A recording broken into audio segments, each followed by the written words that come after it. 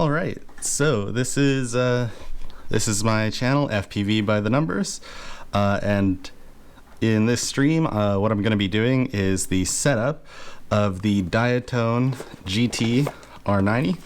Did the unboxing this morning. That was kind of just a test to see how the streaming setup was working. Seemed to have went pretty well, so hopefully that holds out and everything will just work. Cool. So awesome. Thanks, Kevin. Yeah, so this is the little guy right here. This thing is pretty awesome. Yeah, the shiny carbon, all that. So yeah, as I alluded to in my unboxing, I'm going to be setting this up with an FrSky receiver. Just getting all my parts out. Yeah, this is the receiver I'm going to be using. And yeah, so I'll just get this open here. Sorry, I'm looking at the live page here, just making sure that the signal's coming through okay. And it says it's live, so let me just scroll down to the chat. Yeah, awesome. So let's see here. That's the, wow, that is so small. So yeah, that's the receiver. This is the receiver that's going to be going in there. Wow, that is small. So I'll probably mount it something like that. I don't know. See how it fits, but see if I can just kind of wedge it in there just so it kind of stays, and then yeah. Oh, awesome. Thanks, Kevin. Yeah, I'm happy to do the setup. Like I got this thing last week, and I've been waiting patiently. So yeah, yeah, I think I got it on Thursday, but yeah. Cool. So let's dive right in here. So I'm gonna be doing a full setup. This is a telemetry enabled receiver. So basically what that means is that this receiver is capable of sending information back to my remote or transmitter, however you want to call it. So what that allows me to do is use a whole bunch of cool features, like being able to change its settings on this board and a few other things. So really nice feature to have. I think going forward, most mini quads are going to have this kind of stuff built in, because it's just super handy. Because I mean, the big thing about this one is you can change the setting of the VTX from the OSD, and if you have this enabled, you can even change it right from your remote. Like you can actually just go into your remote and have a little dial and change it, and it's so handy. It's pretty sweet. But that's what I'll actually have set up here by the end of this video. So, but yeah, let's figure this out. So since I'm going to be doing smart port, I know that so basically there's two connections coming off here. One is just the normal control for, like, you know, when you give input to the sticks, and that'll feed it to the board. But the other one, that's the outbound communication, and that's called smart port. And there's so FrSky, they use what's called a serial inverter. So these signals are inverted. They look negative if you put them on an oscilloscope. So that's a bit of an issue, because boards usually only have one hardware serial inverter. So that'll be for your main controls, but then if you go and you plug it in directly using this pinout, you won't be able to get smart port, and it won't work. So can definitely lead to some confusion. But did some research on this receiver in advance, and so SmartPort, yeah, there's a, okay, they don't actually say the pins. Damn, I'll have to find something online. But basically, what they give you to get around this, oops, sorry, I'm bumping the microphone, is that these little, let's see how good this can, there we go. These little gold circles, these are actually little soldering pads. So if you, I'll figure out how to get a picture of this once I can find some information online. But it'll actually tell you which one to solder to and which one will give you which connection. So that is something I'm going to have to do. But actually, now that I've said that out loud, I'm kind of thinking if I can go with the other solution. So the other solution, if you want to get around having to use one of these inverters, like if your board doesn't have an extra inverter, because most of them will only have one for the main control signal, what you can do is you can actually set up what's called soft serial in Betaflight. Betaflight being the software that runs on these boards and actually does all the controlling of the gyroscopes and speeding up the motors and such, keeping it level, basically making it flyable. You can imagine it as the operating system for the drone. So I'm gonna have to open this up. So let's see. Just getting a screwdriver here. Should have had this ready. I apologize. This is my second live stream, so still pretty new to this. So hopefully it's hopefully people will just bear with me a bit. And of course I can't get my bits out.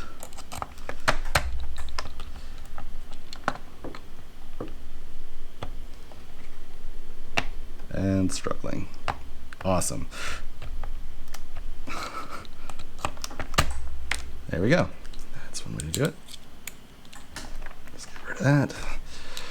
Okay, so in order to open up this thing, it looks...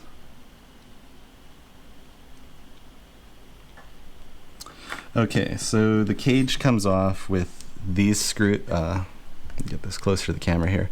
So the cage comes off with these two screws here, and then these two screws here, and then these four screws. These are the screws that hold in the flight stack. So that's these three boards. That's the video transmitter on the bottom, the motor controller in the middle there, and then the flight controller up top. So basically, I want to leave yeah, I do want to leave those in place. I'll probably might pop off just the top board, just because I don't want to solder around these standoffs. These are plastic, so I don't want to melt that. But let's see. Oh, I might have gotten too big of a screwdriver. Damn. Okay, let's see. This size should do.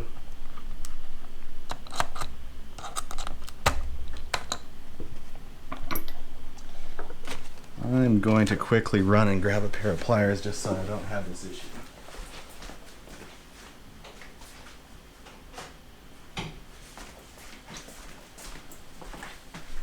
Okay.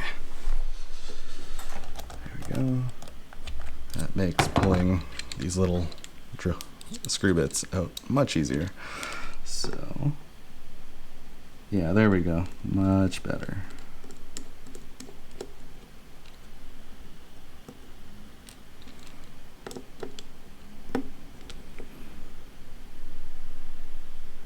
Wow, these are really in there. Oh man, I'm rounding up the screw a little. Eek. Yeah, that screw's getting rounded, so I'm gonna have to be really careful with that. So that's maybe something to note there if you're doing this and you want to take off the cage. Be careful with these screws, because they they seem quite soft, and yeah, that one is just rounding, so.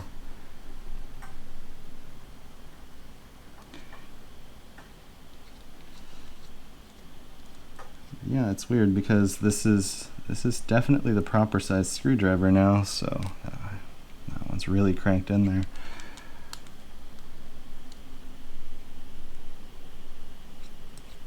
Yeah, luckily it only seems like it was the one screw, so it's not terrible. But yeah, I think I'm gonna have to get a little tiny flathead to get that thing out safely. By safely, I just mean not wreck the screw.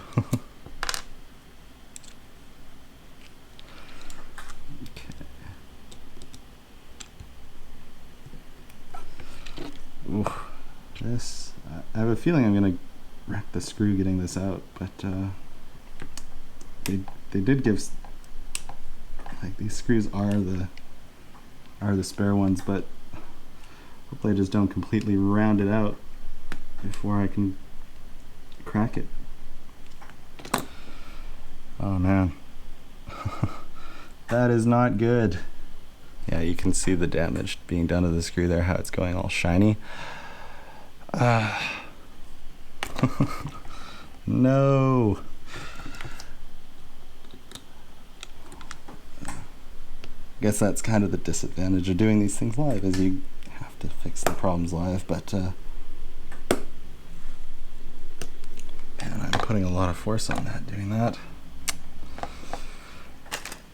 Okay, first things first, I'm going to check. Yeah, I do have extra screws, so ruining the screw isn't too much of an issue. But what is very worrying is having this permanently stuck in here, because, yeah, I mean, that would just be bad, obviously. So I'm going to come at this from a different angle, literally. What I'm going to do is, the other way you can access the cage is to take out these screws right here. This is weird. Everything's backwards when I look on the screen, so my coordination's a little off. But these little screws go into this red bar here. So basically what I'm going to try and do is take out these to see if I can just kind of twist this red bar around once I get the whole thing apart. So hopefully these screws here at the back going into this red piece, this one here and this one here, hopefully those will not cause issues either. But let's see.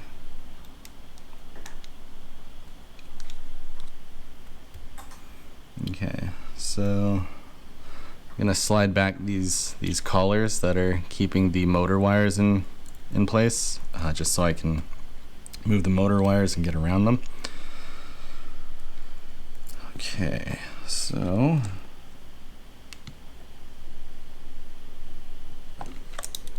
just make sure I'm not gonna round out a screw again. Now I'm paranoid. Yeah, this one's coming out easy. Actually, this one came out so easy that I'm a little concerned. Actually, just one thing I'm noticing is that these screws don't have any Loctite. So that's definitely something to keep in mind. If you get one of these, you might want to just go down or take the time to take this thing apart and either put Loctite in there or just really crank down those screws so they don't shake out while you're flying, because I don't think it'd really cause too much of an issue. Like, you'd have to shake out several screws for it to really be a problem, but you know, something to keep in mind. Okay, so in order to get the top pod off, or cage, not really a pod, yeah, the camera just unplugs, so you just that's the little bugger there, this 3-pin connector. And then yeah, I can't even get the battery connector through this thing without taking the cage stay off. Okay, so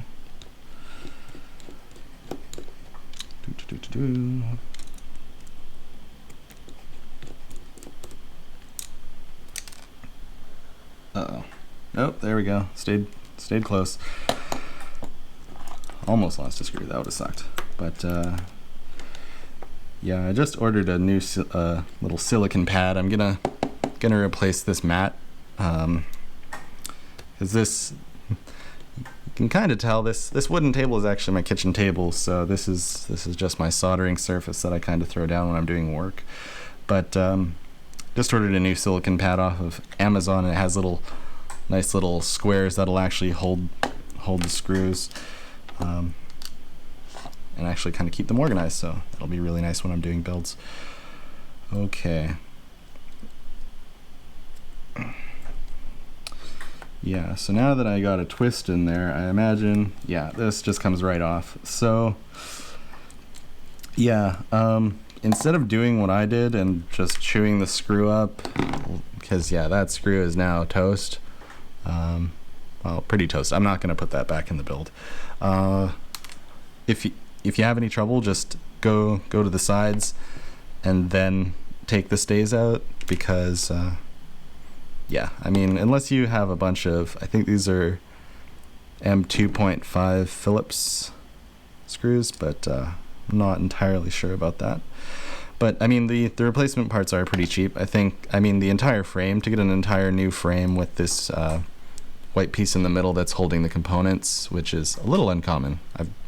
Or at least I haven't seen a setup quite like this in any builds. But the whole frame to do including a set of props and prop protectors is $20 Canadian on Banggood. So yeah, actually that's one of the main reasons why I really was interested in this model, just because replacing the frame components is super inexpensive. So even though it's like a really nice premium build and this carbon fiber is super shiny and fancy looking, it's actually very affordable. $20 for a frame, and that includes these pieces, not the camera obviously, but all that's as far as frames go, that's really good.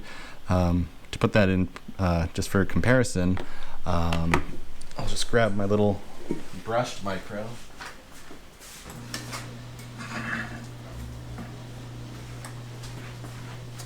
So the frame for this model, this is just a custom one that I made myself. This frame is $8 or $9. So for $10 more, you're getting this massive thick layer as opposed to this. I mean, this is only 1.5 millimeter carbon, I think, and this one's 3. So you're getting a much more substantial frame, and it is twice the price. But really, again, it's less than $20, so it's not bad.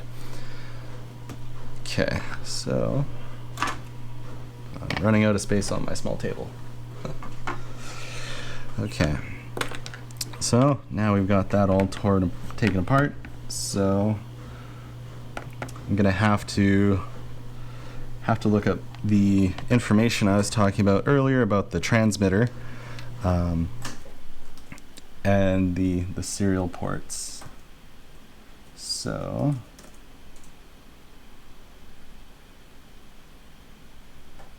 rubber band that screw. I don't know what you mean. Is that a trick? I'll keep going here and just watch this chat while I'm doing that, because yeah, rubber band, I don't know what you mean, but that sounds like it might be a handy trick. Cool.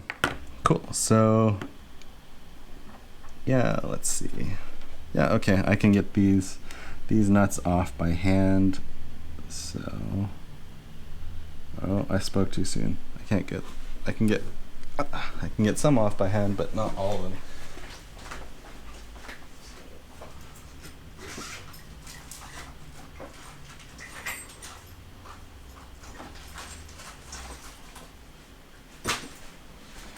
There we go. Got my mini socket wrench here. This thing is super handy. It's about, I think it's $1 or something like that on Banggood. This thing, if you build micros, you need this. This is just awesome, because this has all your common sizes. So okay, that was the one I got by hand.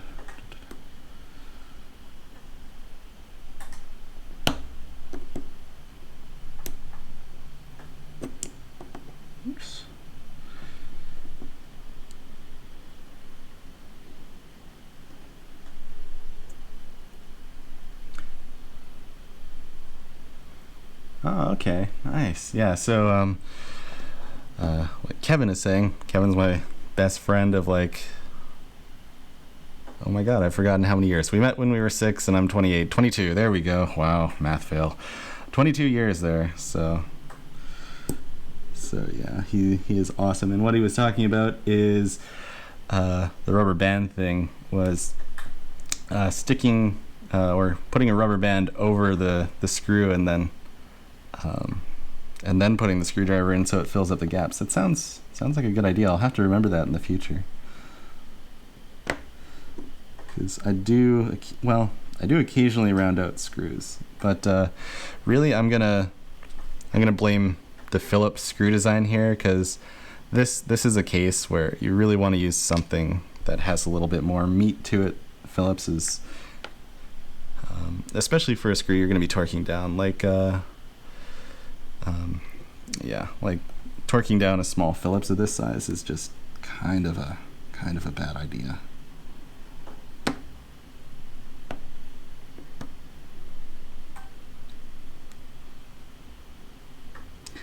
These seem to be staying together a lot better than what I'm used to. It's really nice.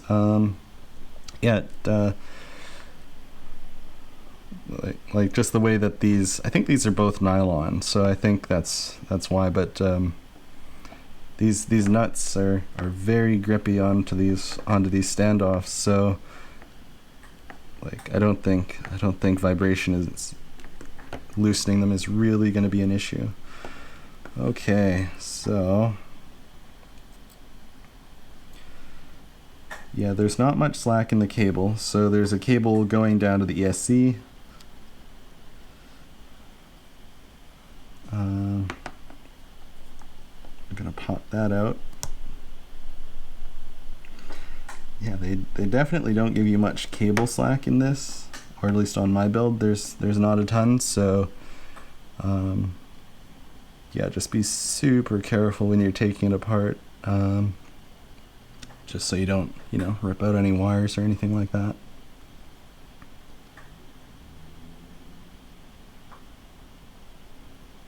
Okay, and that's the current sensor, and then these black wires coming off here, that's going to the Unify, the TBS Unify. Okay, so there are some little white spacers here that are used in the stacks, so also be careful that you don't lose those.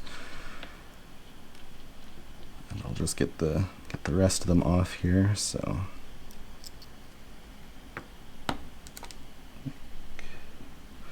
there we go.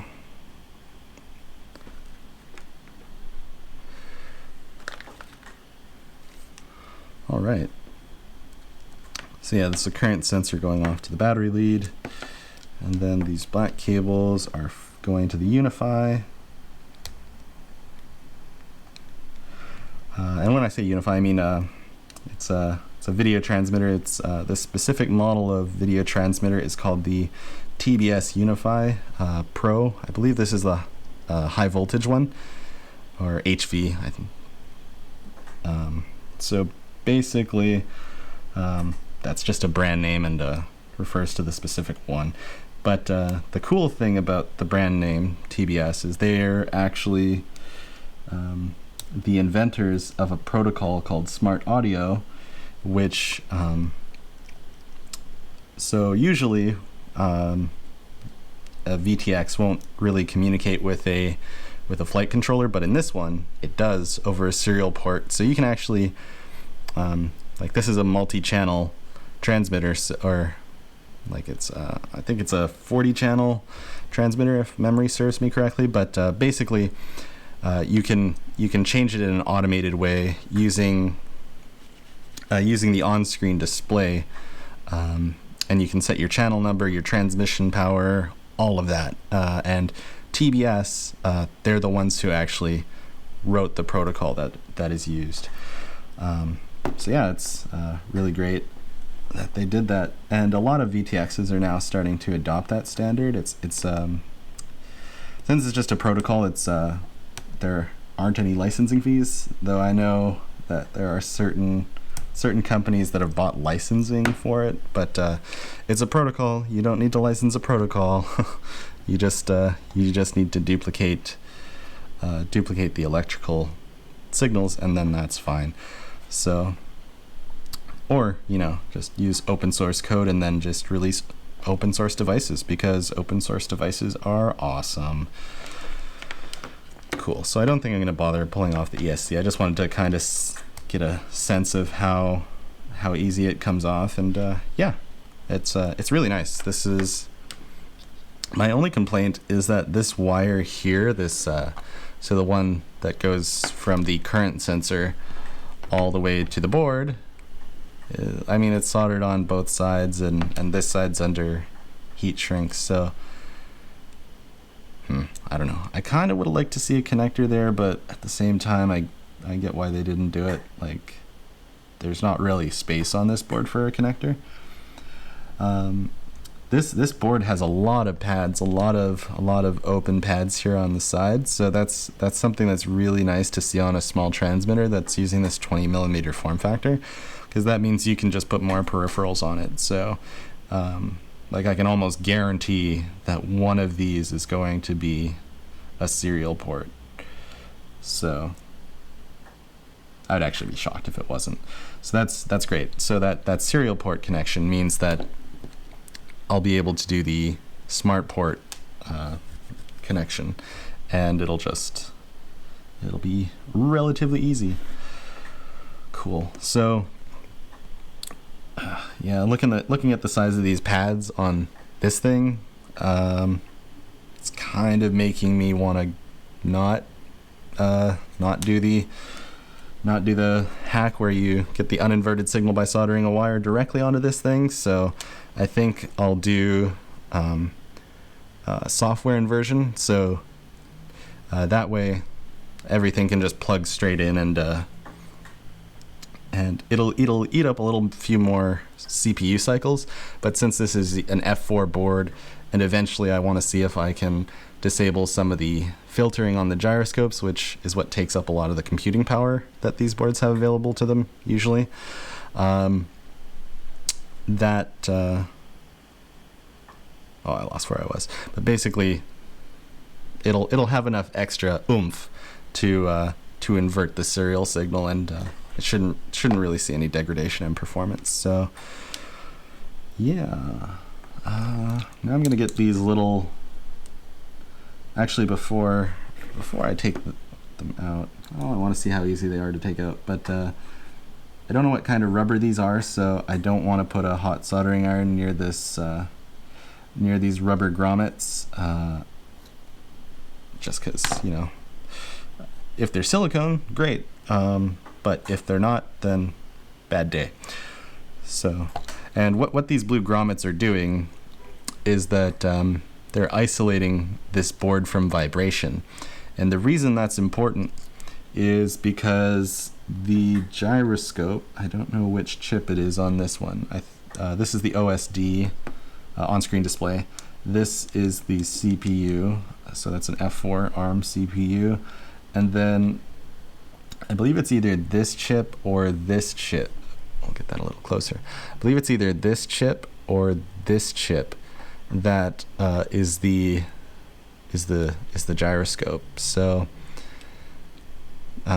basically, this one has a really sensitive gyroscope that you can do a high sample rate, and that's cool if you want to do more advanced stuff with what's called the filters on it. But since it's so sensitive, you have to have it mounted with these rubber grommets. It's a technique called soft mounting. And oh, dishwasher's going in the background here. I thought it was done.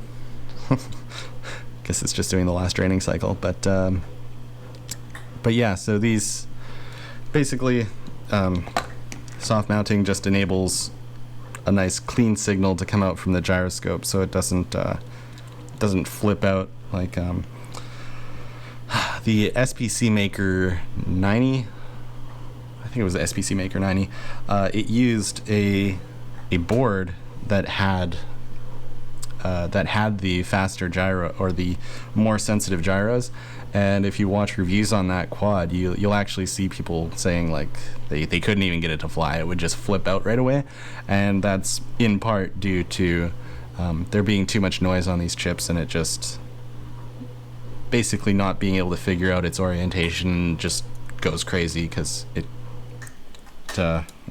can't keep itself stable. So yeah, I'll just get this other grommet out. Okay, so that is that. Okay, and so smart port is the one in the middle. Okay, so, and now I think I've misplaced my transmitter or receiver. Oh, there we go. Geez, these things are so small that it's almost easy to kind of misplace them, which is not good. But yeah, so I'll just get this plugged in here. Okay, I'm just a little afraid to put too much force on these little pins. Oh, there we go. So I just had to give it a little wiggle to make sure it was seated correctly. So yellow is the wire in the middle, and that is the smart port wire. So, oh, hey, these are silicone wires and they're pre-tinned. So silicone wires are really nice because they'll withstand vibration more, and transmit less vibration through the whole system just because they're softer and more supple. But also, in the process of being shaken around and rubbing up against parts of the frame or even parts of the circuit boards, they're more abrasion resistant. So you won't get a little cut in the housing of the wire and have a short somewhere. So that's really awesome.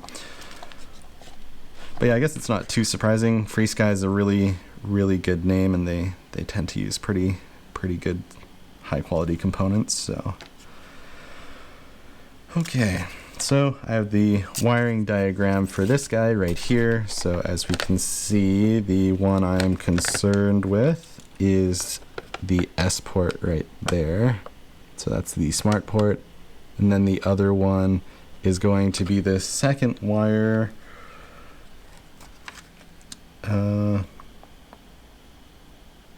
Okay, so the white wire is the wire that I will not be using. So this is a redundancy receiver, so you can actually hook up a second receiver to this. It's more so if you were flying something like long distance, like a plane or something, and you could actually have a backup receiver and always have a connection to it, even if one of them died. So that's pretty cool. Obviously, on something like this, you're not gonna be doing that. So I'm just gonna get this connector back out so I can take that wire out. Oops, there we go. Okay, so I used to have a push pin sitting here beside me. Oh no, I don't have my push pin anymore. Okay, so I'm gonna go quickly grab a push pin just to, basically what I'm gonna do is I'm going to take up one of these little white teeth, just enough so I can get the catch and pull out the wire without damaging it.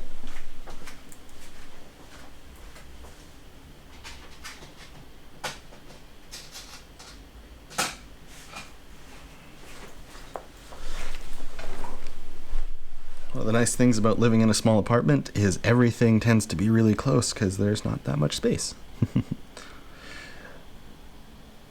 Okay, so I'm just gonna get that under there. Oops. Yeah, I really hate breaking these, so I do not want to break these.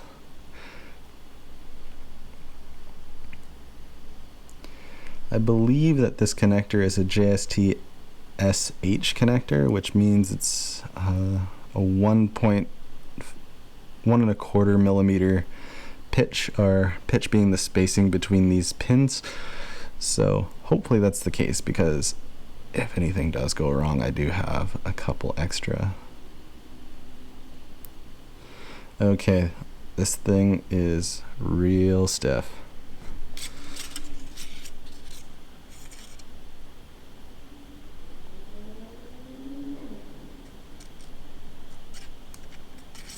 Come on.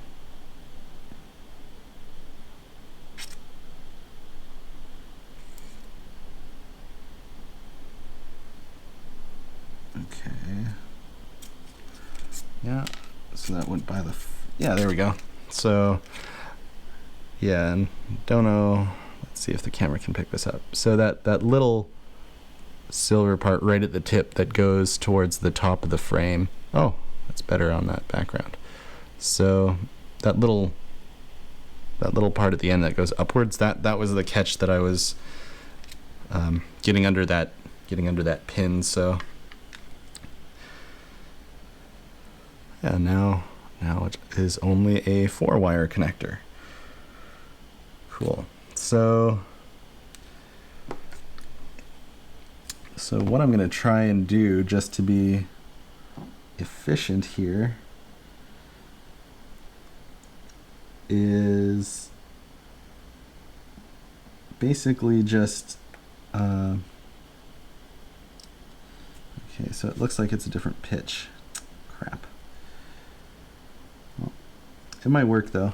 So what I'm going to try and do is, instead of just resoldering all these little wires, I'm hoping it'll be easier just to take this, pop out the wires, and then reseat them and get them into this connector, so it can plug directly into the receiver, the XSR here. So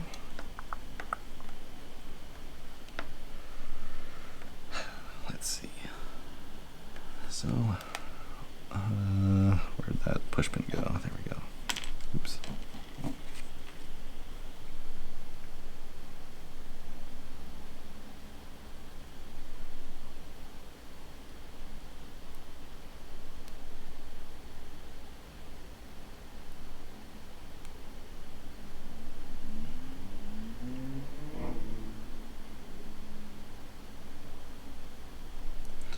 There we go. Nice. Yeah, this one's a slightly different connector. This one may be the JST-SH. So basically there's like two types of connectors. I think it's called JST-SH and JST, like, it's not XT, but it's got an X in the letter code. It's 2 letters, but yeah, basically they're very similar. They look the same, but they're just slightly different in size. Like, they're about 1/4 of a millimeter off or something like that from each other. So be nice. It'd be really nice if all of the hardware manufacturers would just kind of agree on a standard for connectors. And that way it would be easy. Everybody could just know that they should use this one type, and that would be it.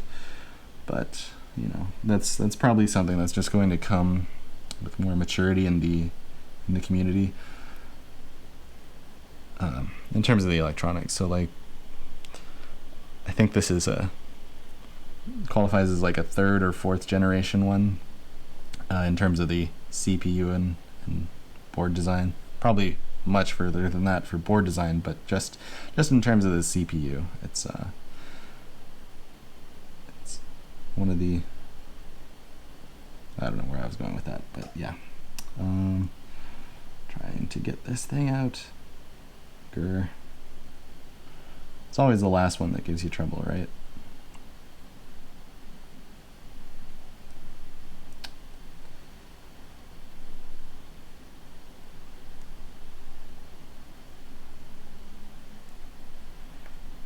Of course it's the last one.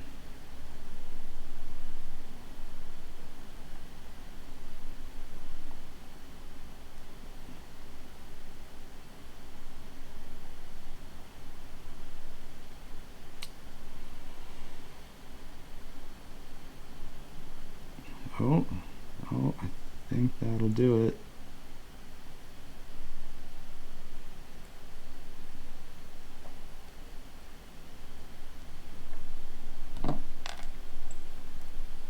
Yes, okay, so that is the little connector off.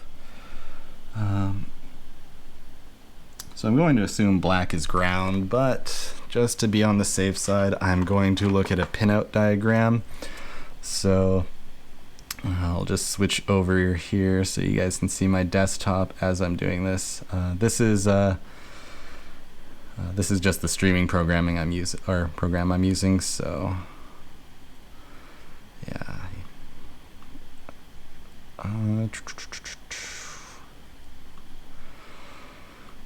So I believe this is the Fury F4 flight controller. Yeah, Diatone.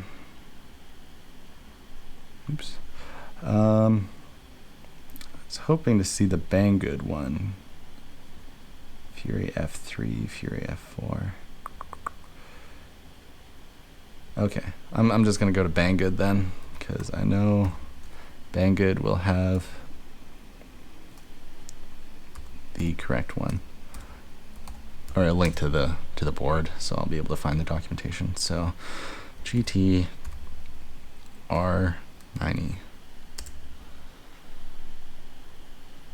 Actually, since this is all I'm doing right now, I'll just switch over to a bigger view for you guys, so it's easier to see. Oh, hey, those are the screws I was talking about. So if you round them out, you can get, oh, that is such a weird size, M1.7. So that's a 1.7 millimeter pitch. That's weird. I don't think that's a standard pitch. It might be, but that's really strange. So yeah, if you need it, you can get more for $2 Canadian. So at least that's nice, but then you have to wait so long for the shipping for just a few little screws, so that'd be pretty freaking annoying.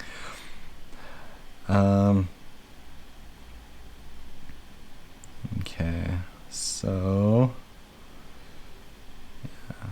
Okay, yeah, here's a pinout diagram, so let's see if I can just I want a context menu. I want to see if I can right click this and get the image bigger. Why? Oh.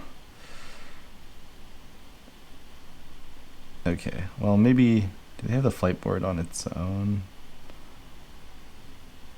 I thought they had this yeah, okay, so there's the ESCs.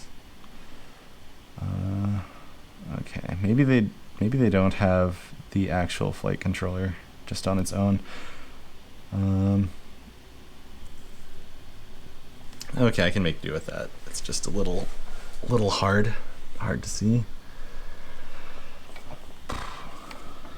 Unless they labeled this on the bottom. Nope, no such luck. Okay, so get my orientation here. Okay, so this one's going to be LED 5-volt ground.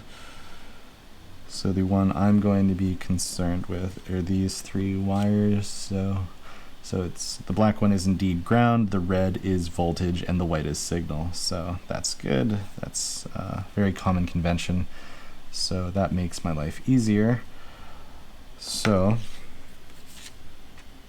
now, oh, there it is. So now I'm just going to see if I can take this black wire, or the ground wire, out of the FrSky connector, and just see if I can stick in that the black wire that was originally on the Diatone. Hopefully that will be the case, because that would just make my life so much easier.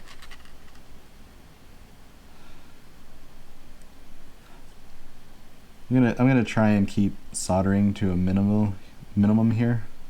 I'm gonna try and use connectors where possible,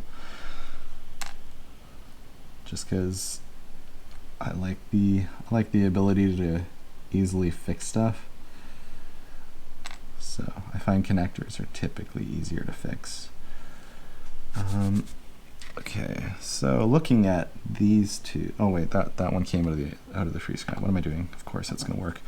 Looking at these two, yeah, there's a camera's not probably picking up on this detail, but there is a bit of a difference. So,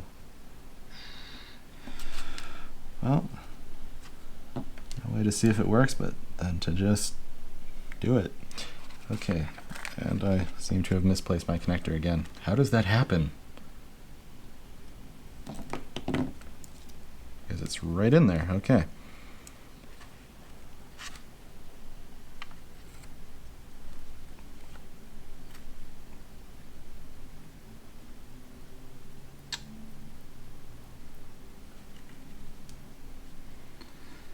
Okay, see if it pushes in.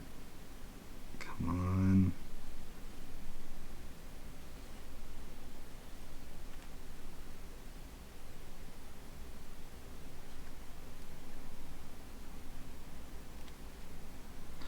Oh, I guess I forgot that I had it on desktop mode. I'll just go back here. Yeah,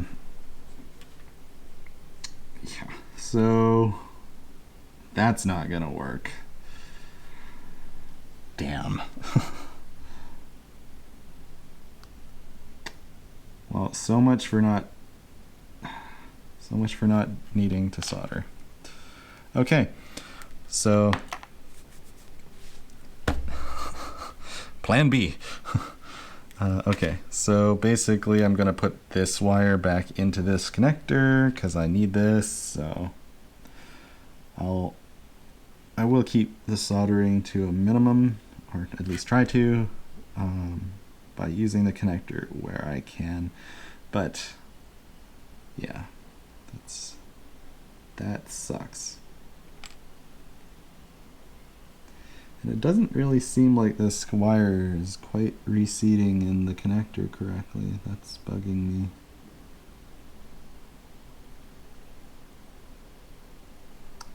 Oh, there we go. Could feel a little click there.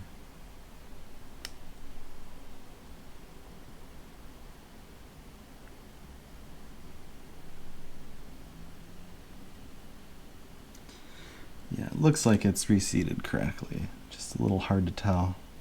Basically, if you give it a gentle tug and it doesn't come out, then you're probably fine. Okay. So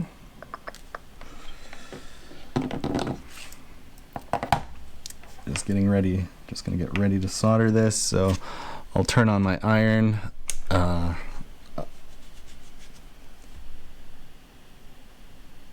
Oh, yeah. Yeah, I switch back. The chat's delayed, so it takes about 30 seconds. So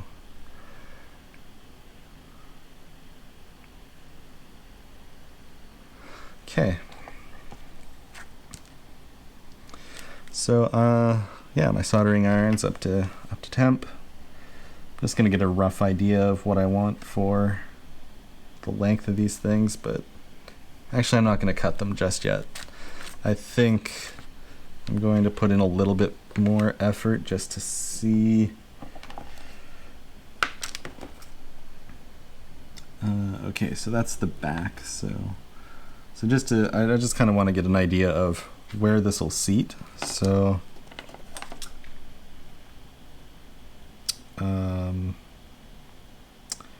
and I just realized I didn't pay attention to which way this was in there originally, which is important because you need to align these in the right direction, and most flight controllers will have an arrow saying like this way forward, and this does not.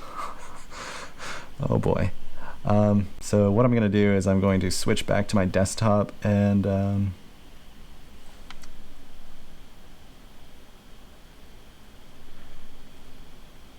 okay, it doesn't damn, no, it doesn't say which way is forward. Crap.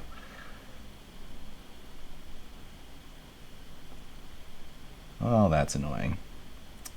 I'll have have to figure it out by looking. Okay, so they have, I'm going to assume this is properly assembled in this one, so that would be pointing in that direction. Okay, and that goes back. Okay, so the cable's been back in the right direction, so that gives me some confidence that this is going in the right way. So I don't have the spacers in, but that doesn't really matter because all I'm trying to see right now is how the cables will fit and how I'll route them around the frame. So I'll switch back. So basically I'm just going to put the cage on now. And yeah, so these wires, I'm going to have these 3 wires. The yellow one is going to replace the white wire as the signal, and then this will come and go onto one of these pads, because actually I'll figure out which pad I'm using now. So let's see. Actually, I'll just go to combo because this isn't really super important.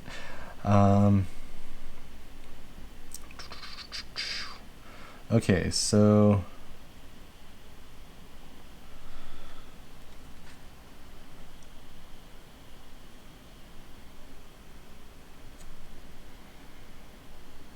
I feel slightly disoriented. Okay, that's the buzzer. Oh, yeah, it's a button. Wait. What?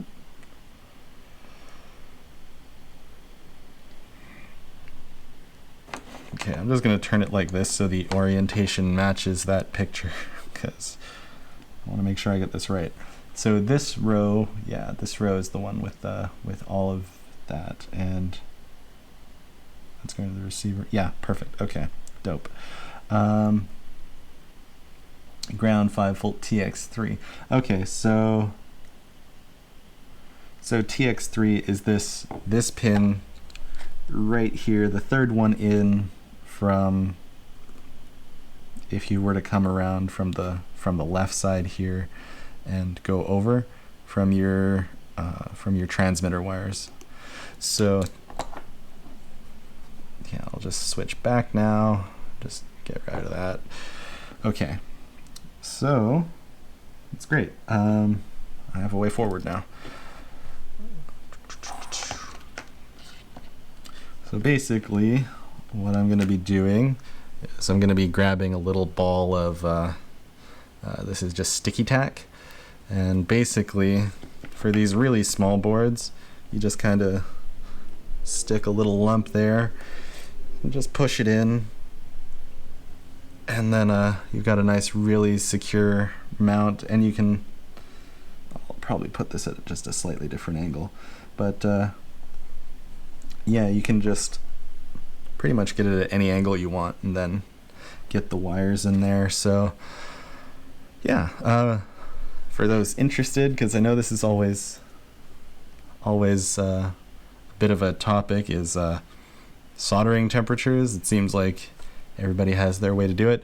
I solder with lead-free solder just because, like I said, this is my kitchen table, and I don't really like the idea of having lead on my kitchen table for obvious reasons. And when I'm soldering, I always find little bits go everywhere when I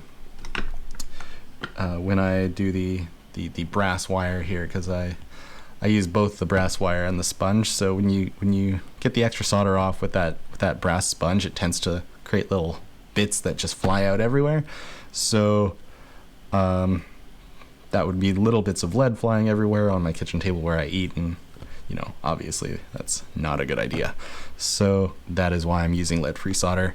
But I know that leaded solder is definitely superior in terms of the joints and stuff that it produces. So that's why I'm using lead-free solder. It has, yeah, I know it's not going to be quite as good.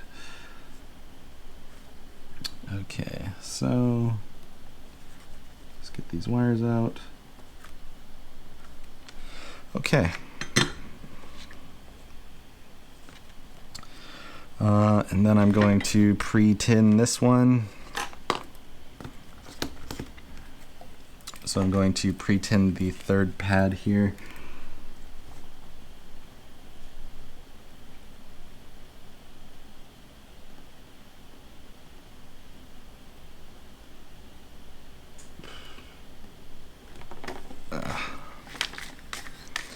Soldering these little pads is always a little difficult. There we go. So let's get a little bit more on there. Yeah, there we go. That's a nice one. Yeah, that's a good amount. Okay. So now that the pad is pre-tinned, we are pretty much good to go. And I think for the most part, I'm just going to, like, I don't actually need that much wire, so I think I'm going to go with about that much. So what is that? Just under 2 inches for the wire. Or since we're in Canada, let's see, will that be in centimeters? Or millimeters, because this is so small. Okay, wow, like right on 45 millimeters. That's what it's gonna be. Not that it really matters, but you know, in case you're interested in replicating this process. Okay, so gonna do one last dry check here before I cut, because I always get paranoid. You know, if you cut wires too short, you kind of screw yourself over. You don't really get a chance to redo it. Okay, so that was that direction. Then this, yeah, that might even be too much. Like, it really doesn't have to go that far. Okay, so this green wire is going to go over to that pad. These are going to go over there. So it looks like you could even make it like that short. So like 1/2 inch, or like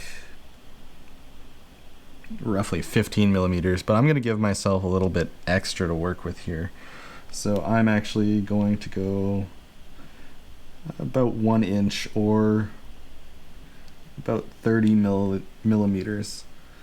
Just so I have some extra room to work with. So a little bit shorter than what I was initially going to do, but yeah, still relatively the same. I always get nervous when I'm cutting wires like that, because it's hard to go back. Okay. So I'm going to start with the ground, then the 5 volt, and the signal. I believe that's what it was. I'm going to double check the pinout. Ground, 5 volt signal. Okay, yep. Dope. So this is some ridiculously fine gauge of wires, so nice. Okay, my wire stripper didn't damage the wire strand, so that's good. If you don't have a wire stripper that has a gauge that small, usually you can just use your fingernail. So here, I'll take one of these wire scraps.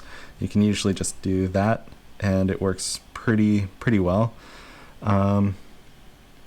I'll probably just do that, to be honest, just because I am a little worried about damaging these wires. And you know, your fingernail isn't really going to cause much damage, as long as you pull gently. Like, obviously, if you really just reef on it and do that, you're what temperature am I soldering at again?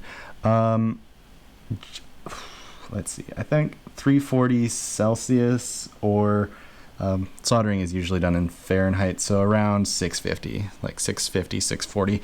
And that's because I'm using lead-free solder. So it's silver in tin as opposed to lead in tin. But yeah. Okay, that's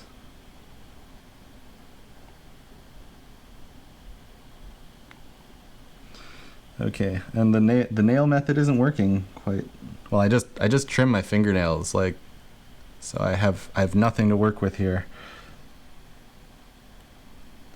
Oh, there we go. I want a little bit more.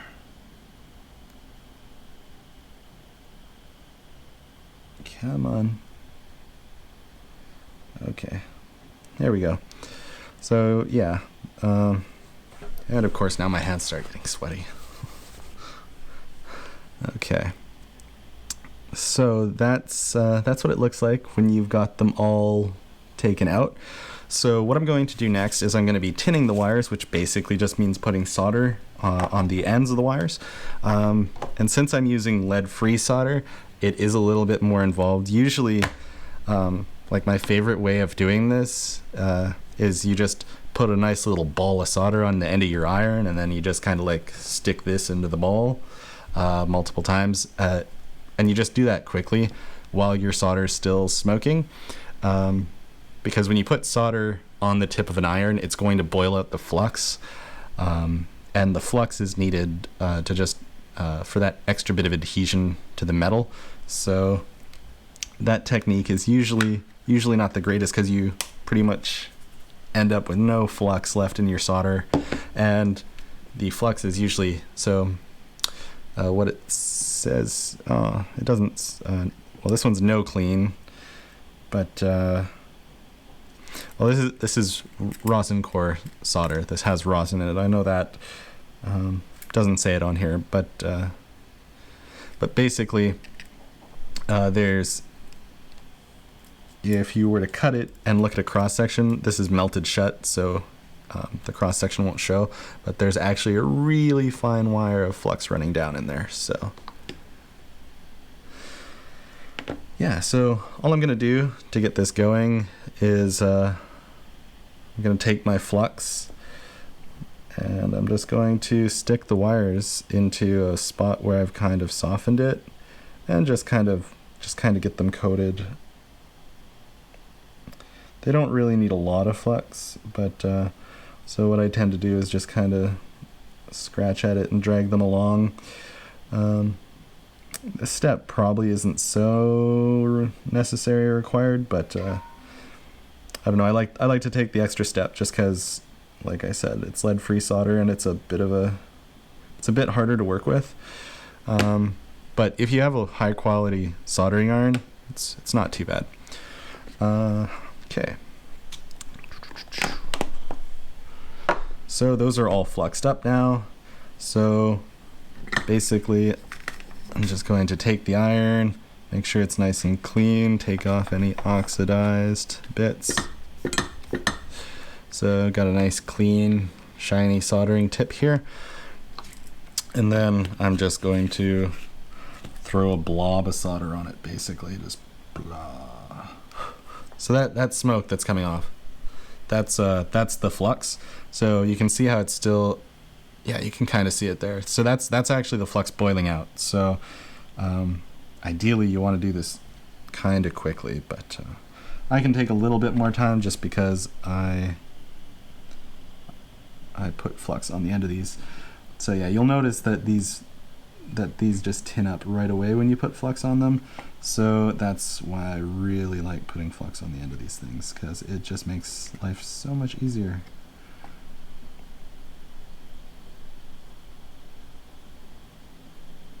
Okay, sweet. So yeah, that's it. Now they're tinned. Just gonna clean my iron again. I always clean my iron when I put it back in. I try and make sure that it's in good condition. Because yeah, that soldering tip on there, I think that's one of the originals. I think I've replaced it once for this iron, and this iron I've had for 6-7 years, like quite a long time. It's one of the older Hakko. Has the analog knob. It's not even digital. Well, I'm sure it's digital under the hood, but just has a knob. You don't get a temperature readout or anything on it, so you just get a little LED. If the LED's off, it's at temperature. So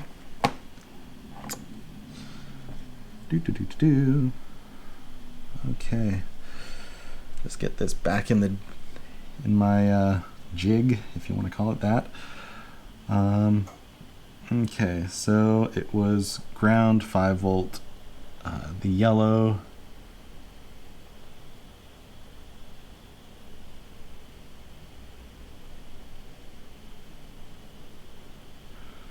Actually, I'm going to double check this, because now I'm starting to second guess myself as to what these wire positions are.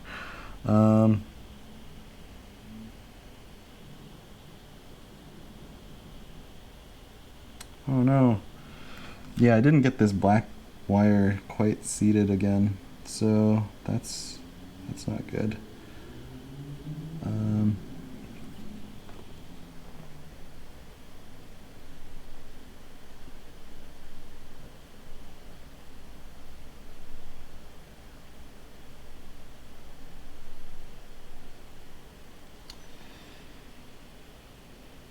Yeah, that's not good.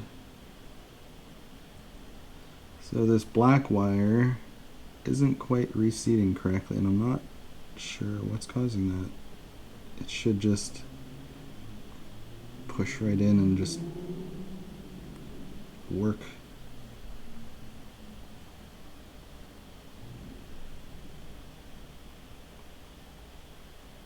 If I had to make a guess, I would say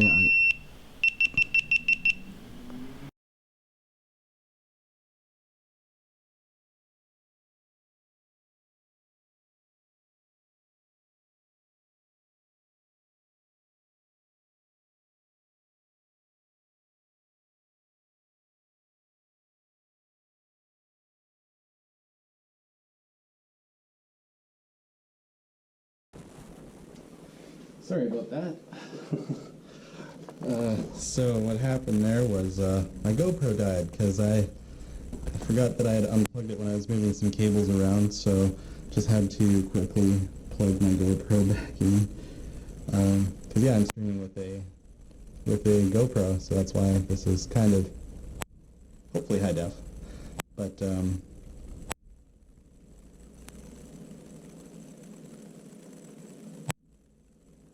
yeah, the stream should be at 1080p, so yeah, it looks like the reason why this wasn't working for me was because I had this upside down. So if I put it upside right,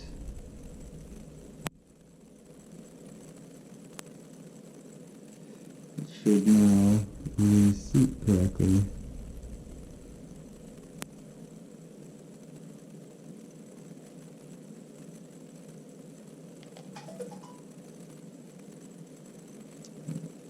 Text message. I guess I'll take a little. Oh, you're back. Got bad static on your audio. Oh, is there any bad static right now? Actually, wait.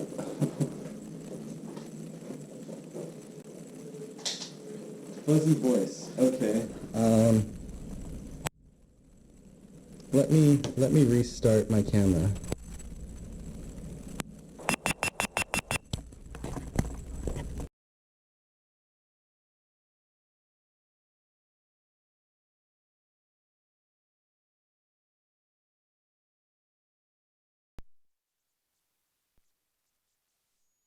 Okay, so is that better? Is the fuzzy voice gone?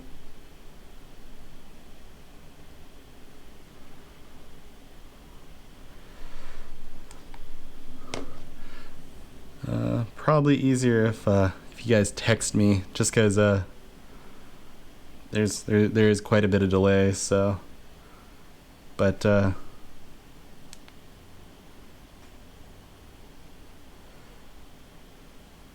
we good? Fuzzy voice gone? Good audio? No? Yes? No? Yes? Much better. Okay. Good. Whew. Yeah, this is only the second time I've done this, so I apologize. Of course, I'm made the noobish mistake of not plugging the frickin' camera in. Ugh. Anyways. Okay, there we go. Yeah. Okay, awesome. Thanks, guys. Okay. So yeah, I was just saying before the the technical difficulties there, that this black wire wasn't quite seated correctly. So now it's in there and I can pull on it and it's not coming out. So now I'm happy with that.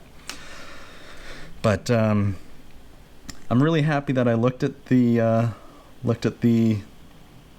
pinout diagram again, because I would have put my smart port on my transmitter, or on the wrong port, and that would have, I mean, it's not the end of the world. They're just ports. You can reconfigure them, but you know, it's a pain to do. So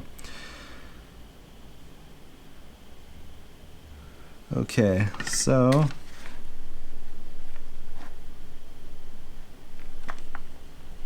I'm gonna change my orientation here just because I can't really keep my hand stable at in that position.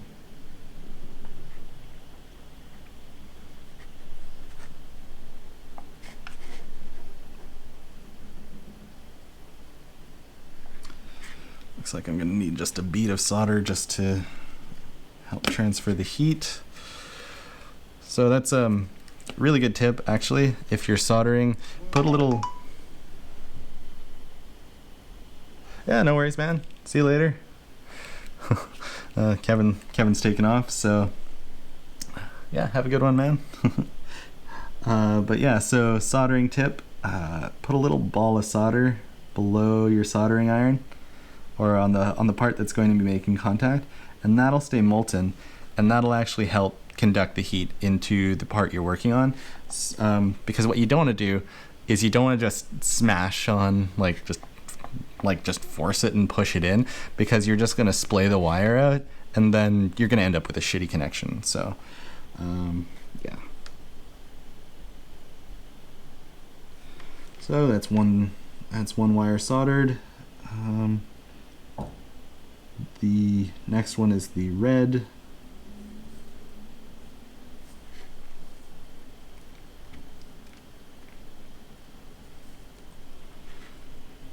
So the red wire will go there. Oops. Oh no! Yeah, these tiny pins, I'm getting little solder bridges. Ah. I'm just gonna fix these pads. There we go.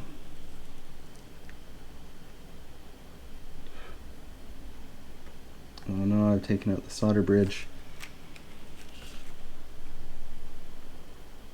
There we go. Put the solder bridge back into place.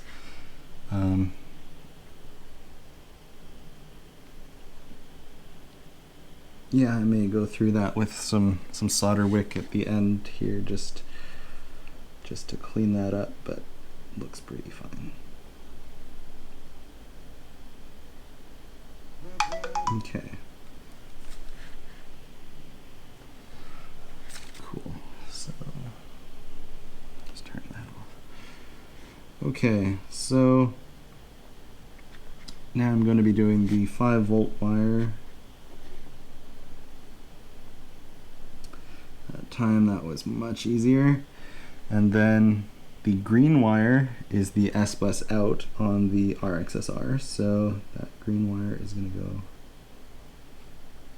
right on that one. Okay. Yeah, that little corner wire is a little stuck out, but it really is a kind of pretty tight fit. So get this out of my hand while I'm routing these cables so I don't burn myself.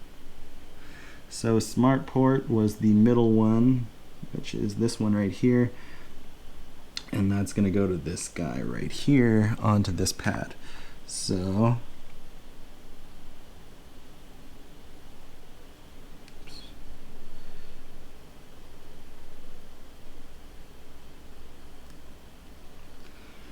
there we go. So that's pretty much it. It'll just, yeah, I got a little bit of slack, not too much, but again, like, you look at the room you're dealing with, it doesn't, like, even at this short length, that's a lot of room to move around. So yeah, just that's how micros are. It's I can definitely understand why people like buying them all pre-made, because yeah, it's definitely involved to do it this way. Like, you need decent soldering skills, so yeah, I'd recommend picking up a practice kit. If you're if you're new to soldering, definitely don't let this be your first foray into soldering, because you're like this board alone is like 40 some, like 30 or 40 bucks, and you're working on a machine that's like $200. So if you mess something up, you're gonna be mad at yourself.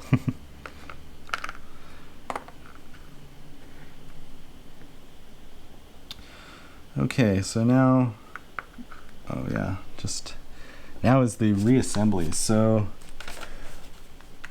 that's pretty much it for the hardware. One thing I did want to do is hook up. Actually, I think it's already hooked up. Never mind. I was gonna say hook up the VTX, so I have smart audio. But all of these wires look to be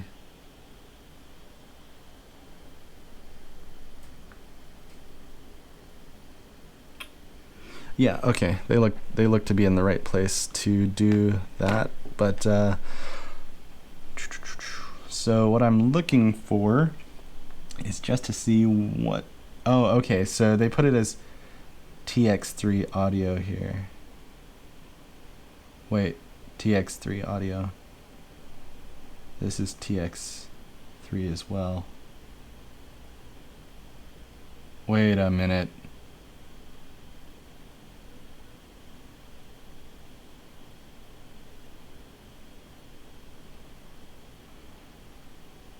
Damn. Okay, so I just caught a bit of a mistake I made. I'm gonna have to move this wire over just a touch because oh, sorry.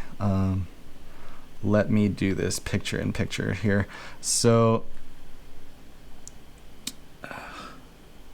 yeah, so basically this one of these pins just on this side here looks like it's going to be this second little tiny black wire. So that's showing up as TX3. So basically, since it's TX3, this one's also TX3. So there's two pads and they go to the same port. So that's really annoying. Like they should have just done that a different way, because I mean it's just generally confusing. So yeah, that's going to be my first knock against this board, I suppose. But aside from that, I mean, that's a pretty minor knock though. Like, that's annoying but fixable. All right.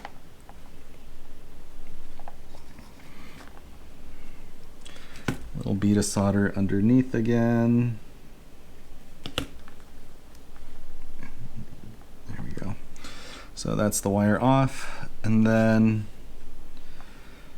crap, which pad do I need again? So TX. So this is battery.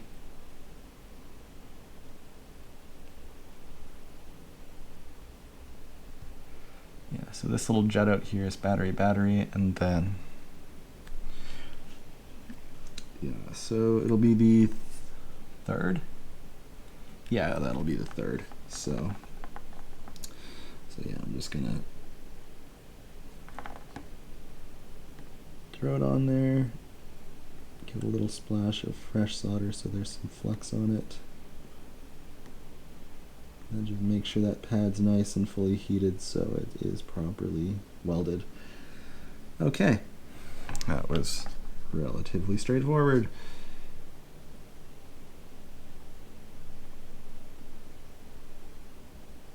Okay, so put a little bit of extra solder on there. Got a little bit of splash on the other pads, but whatever. That'll be fine. They're just pre-tinned if I need to make modifications in the future. That's my story, and I'm going with it.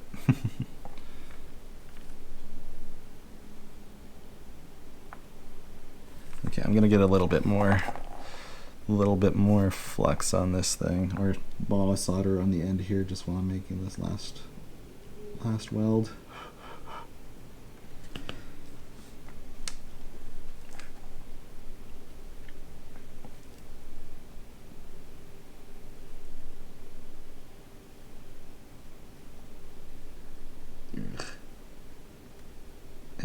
Okay, so not a pretty solder.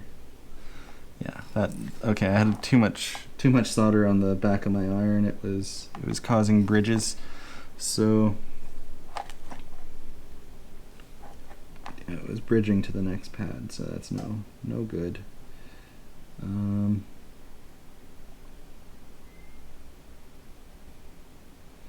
Yeah, there we go.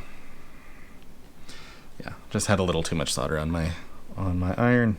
So yeah, it decreases the mobility a little bit, but again, we're working in such a tiny space that mobility is still huge. Cool. So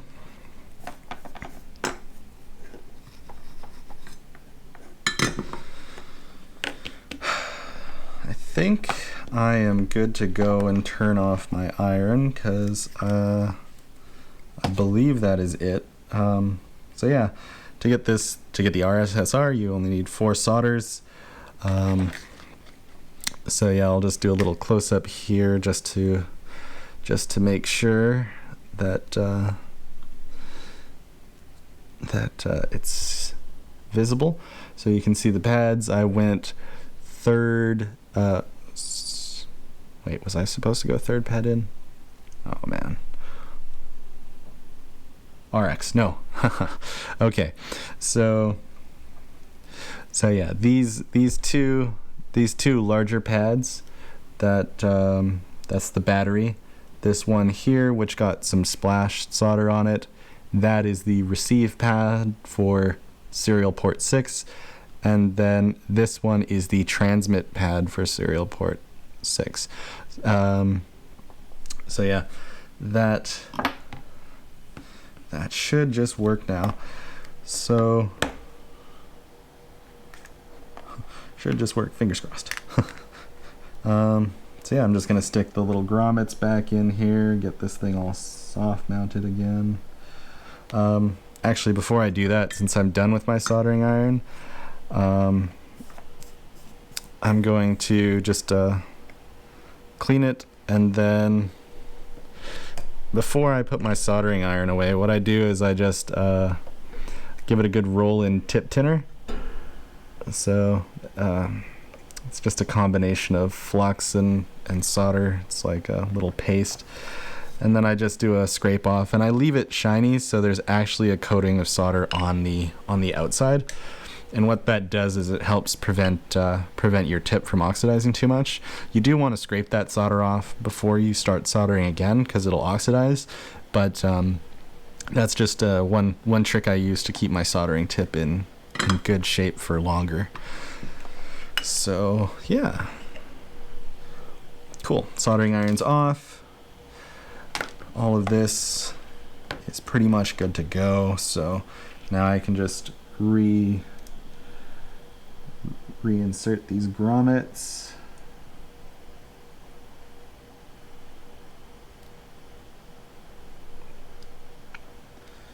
Okay, that's a little bit of a challenge. Go in.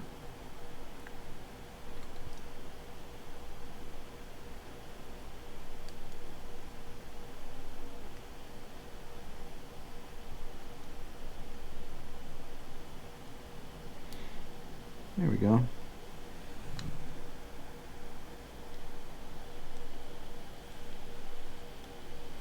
Okay, so that's one.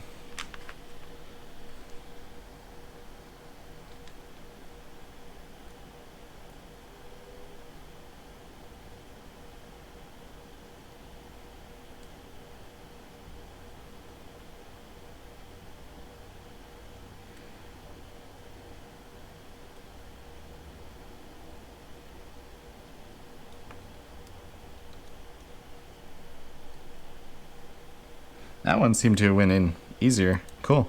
Yeah, I think like if you can kind of you can kind of fold it and cram it halfway through, and then if you just kind of stick stick something that is roughly the size of the hole. So this is, I believe it's M3. So in my case, this screwdriver worked really well, but it just kind of popped back through, and that was really easy. So that was wonderful. Cool. So now it is time for these spacers to go back in, so that the flight controller isn't resting on the ESCs, and well, it would short and cause very bad things to happen. Okay, so that was like that, and like that, and that's over there. Perfect. Okay.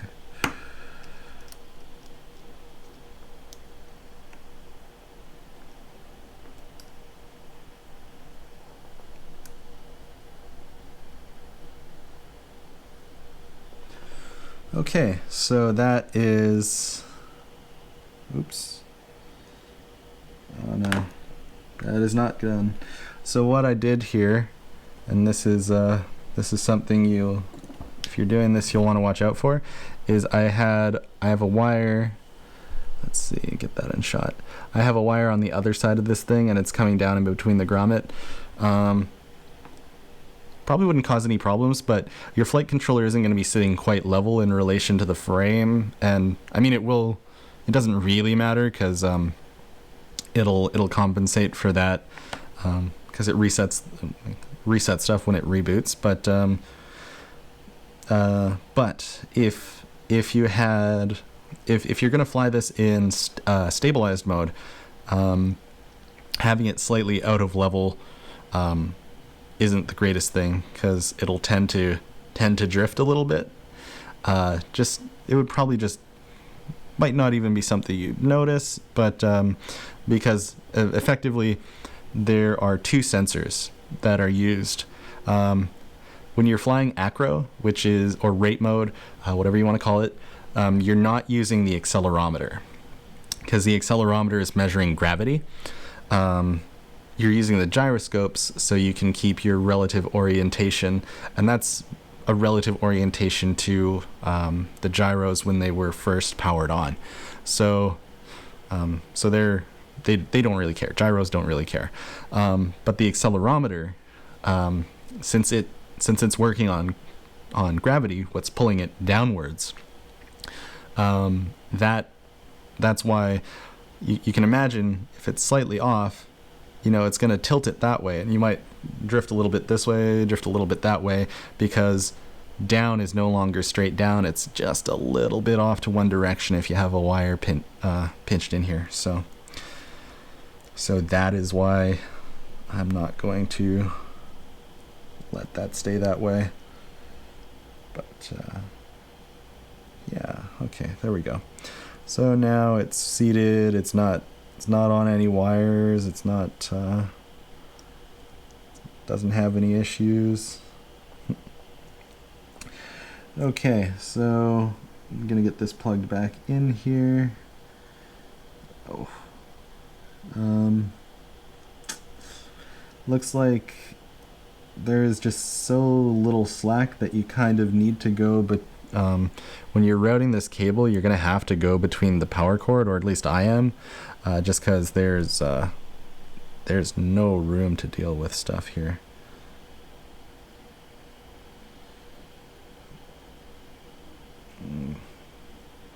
Okay, actually I might just lift up this board just to give it a little bit more slack and plug it in and then go around.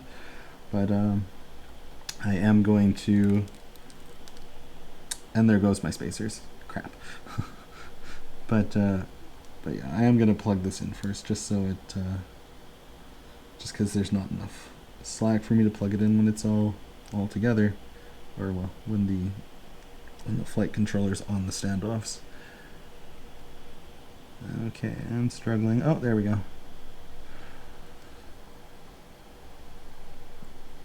Yeah, I really like the fact that they use connectors with the ESCs, just because that's it just makes life easier.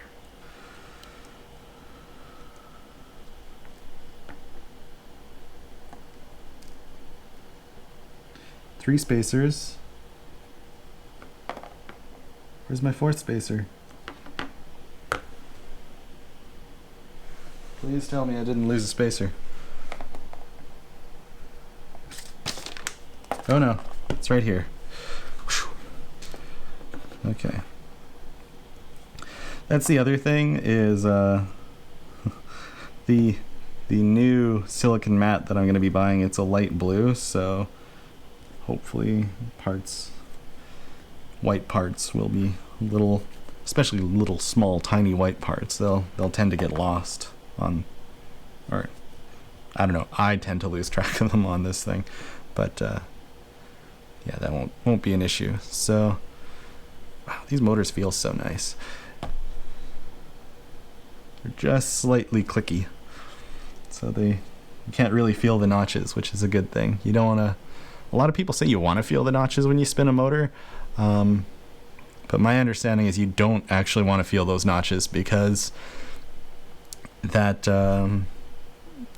force that's not being transmitted into your motor. That's force that has to be overcome. So, or at least that was the explanation I was given. I don't know exactly how accurate it is, but it sounds correct. So I'm gonna go with it.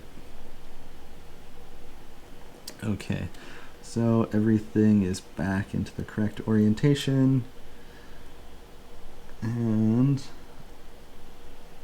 it's back on. That's gonna be the camera. Yep. Okay, and then this one, these black wires, this one's the one going to the VTX, so I'm gonna plug that back in.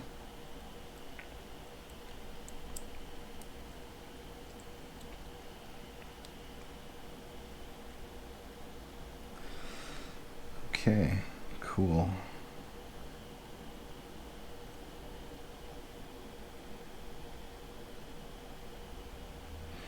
Just making sure it's seated.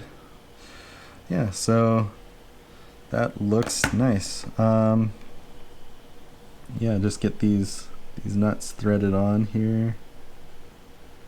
But that's really the end of the build. Like that's all there is to this guy. So 4 solder connections, and you're off to the races. And then you get stuck trying to put the nut back on, and it doesn't work. Come on. Fingers, don't fail me now.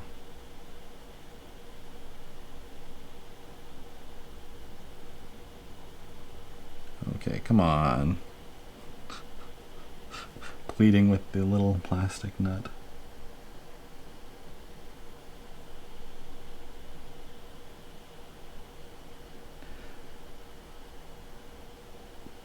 What is up with this?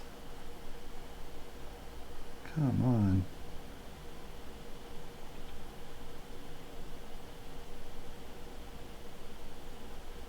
There we go.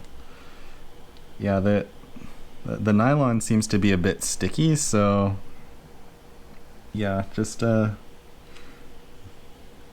guess you just have to have a little bit of patience when you're putting these things back on, and it seems to be that like just a little bit of downward force is helping, maybe, I don't know. Yeah, so if you get it, line it up, get it centered, and then give it a little bit of a push, and that seems to help it, because it does seem to want to, like these are pretty sticky, if you want to call it that. Like they're stiff to put on there, so a little bit of downward force definitely seems to be helping, but not much, just a little push. Yeah, okay, cool.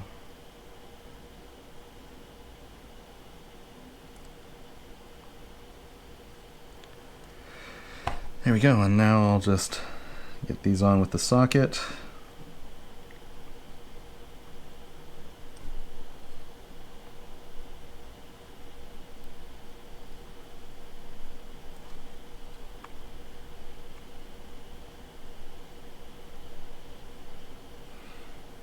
actually, you don't want to over tighten these, so you'll just want to kind of pay attention to the rubber grommet. So yeah, I guess yeah, I'm used to just torquing stuff down, because usually I'm used to using soft mounts that are the rubber ones with the brass insert, so those ones you can just crank down, but yeah, these grommet ones you can't. So what I'm gonna do is I'm gonna crank them down and just stop before they start to deform a bit, because if you crank them down too much, you can just see that they squish out a bit. Here, I'll see if I can replicate what I just did there up closer. So I don't know how well that's picking it up, but you can tell this one, this one is obviously not tightened, and it looks nice and round. This blue part here, that rubber grommet, and then you look at this one, and you can tell it's, well, you can kind of see this in the frame, but you can see that it's squished around it and whatnot. So you don't want to squish it around it like that, because that's going to completely negate the soft mounting, and if you do that, you might run into that issue where when it takes off, it just flips out because the gyroscope is getting too much vibration to it. So that's also something to keep in mind when you're putting this thing back together.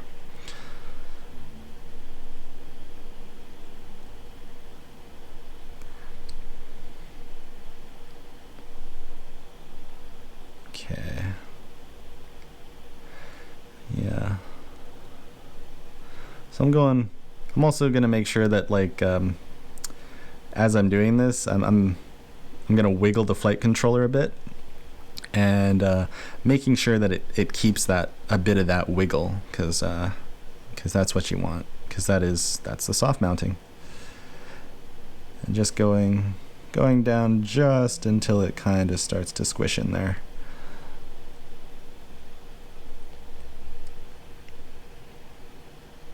Yeah. Maybe even a little less.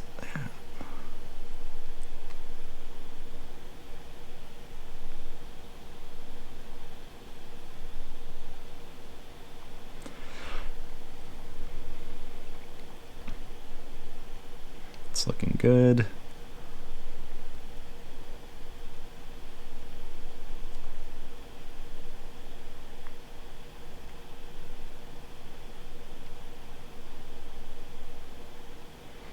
Okay, I think that's as far as I'm going to take that down too. So yeah, the flight controller, I think I'm going to tighten up one or two of these, just a quarter turn or so more, but that's pretty much it for the flight controller and the actual build. So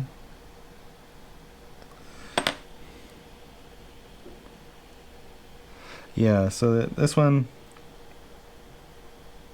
yeah, it's kind of a tough balance to strike. You don't want it, like, you don't want it too cranked down, but you don't want it loose, like too loose either.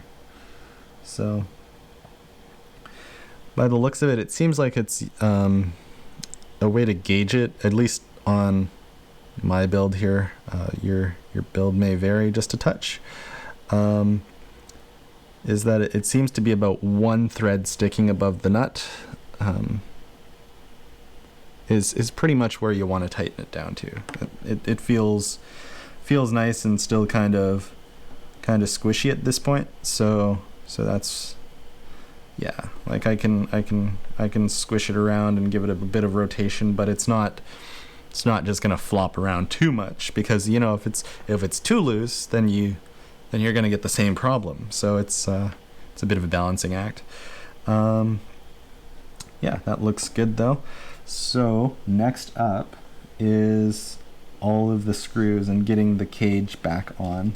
So and just not using that screw that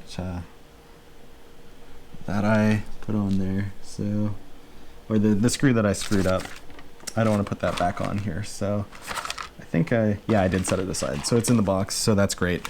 And then I will just take out one of these screws. So where did those little guys go?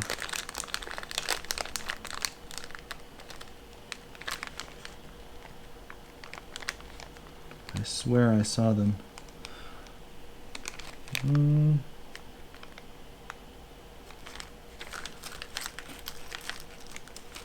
Oh yeah, okay, there we go. Yeah, parts, they're in these little bags. They just seem to get lost in there a little bit, so. And now my work surface is a little messy, but whatever.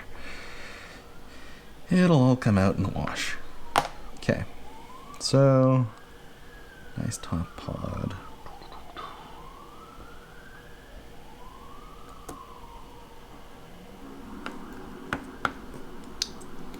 So these ones, the wires have to go through, so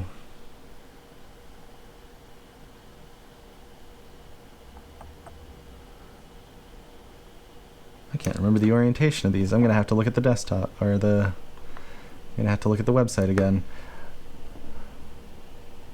So what I'm looking for is just to see where these cage stays are, because these cage stays have a bit of an orientation to them. So the cage stays are these little aluminum pieces that just act as some reinforcement to the cage. So, oh, okay, there we go. So that's what I was looking for. So it looks like, at least on the back, it's sticking out towards it, and then on the front, there's no orientation like that. So perfect. That is exactly what I was trying to find out. So what that means for the assembly, just switch back there.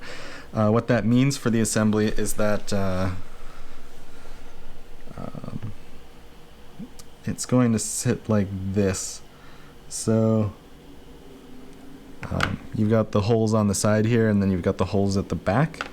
They're going to be, the holes at the back are going to be there. So, or they're going to go this way. So basically this little piece is gonna help it stick out off the frame a little bit, or at least that's what the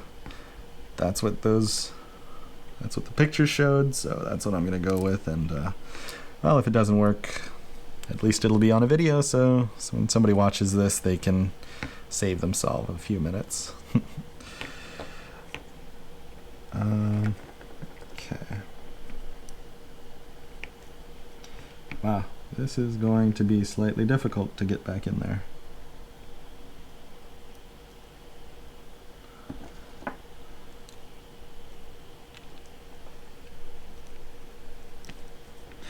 Just because there's not really a good way to hold this all together while you're putting it together.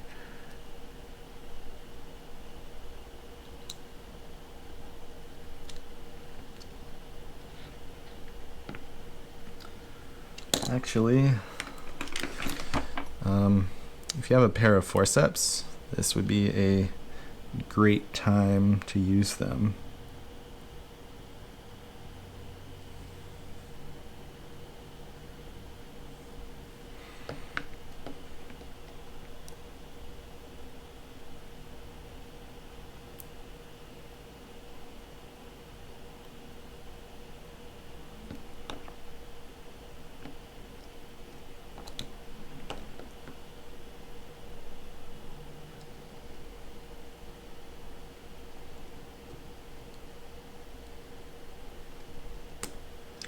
Yeah, the only problem is that it's pivoting in here, so that doesn't really work. So I'm gonna have to go this way. Oops.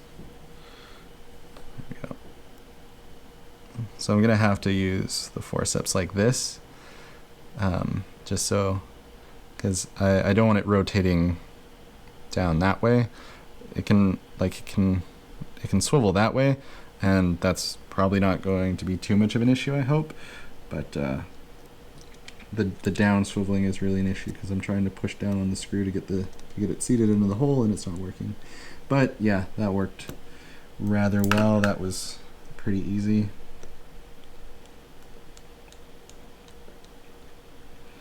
Okay, so that's one in, and then we'll go for number 2.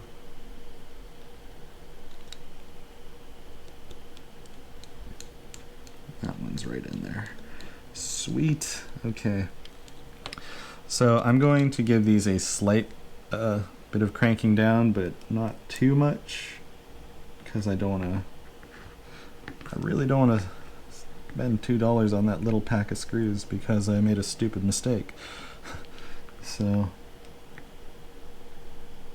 but I think what I'll do is after the stream is done and stuff, I'll just come back to these 4 screws on the bottom that go into these aluminum cage stays and just put some Loctite on there, just because.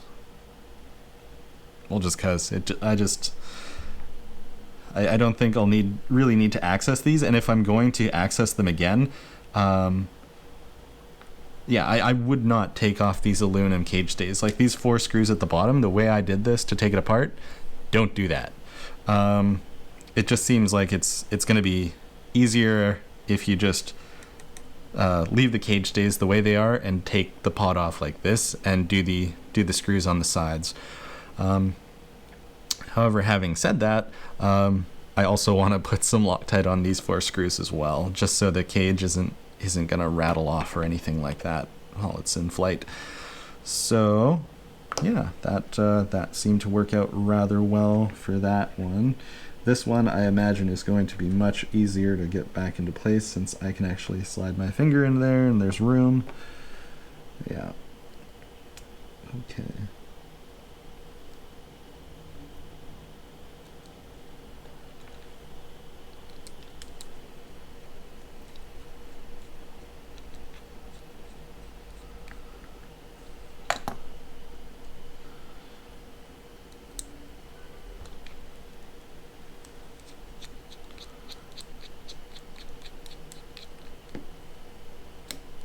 Okay, so a little bit of a crank down, but not too much. Don't want to round out the screw head again.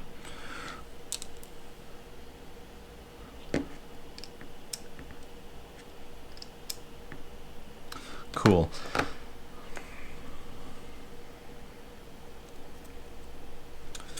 Just plug in the camera.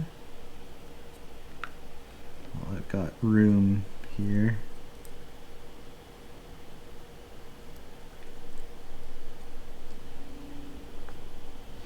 Also have a Runcam OSD cable here, and it looks like,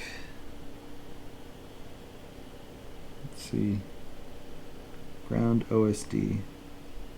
There's a little notch thing you go. Oh, it'll go up top. Yeah. So this, I'm pretty sure this is a Runcam camera OSD cable. Like it's got the little joystick and the select button and whatnot, so you can change the white balance and all those sort of settings on the camera. So that's, yeah, it looks like if you have a Runcam MicroSwift cable, it should just work.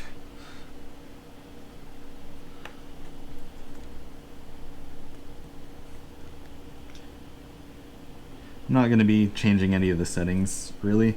The point of this live stream is really just to do the setup. I'm going to be leaving all the stock settings in Betaflight. Like I'm not going to upgrade Betaflight in this video. I will probably just do a separate stream for that, but I don't know, maybe. It depends. What time is it? Okay, so this has been going for almost 2 hours now. Wow, time flies.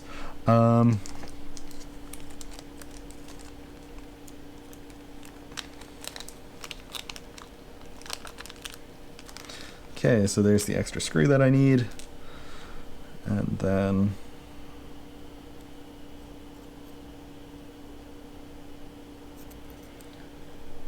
so what I'm going to do is just get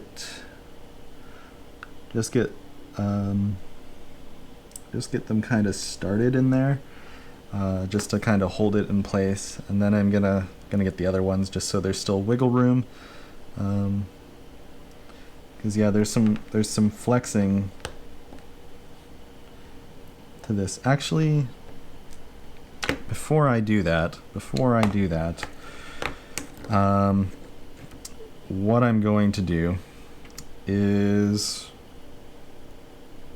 plug in the receiver, look around, make sure that there are no bridges from the work that I did, which there is not. Okay. And I'm going to power this thing up. So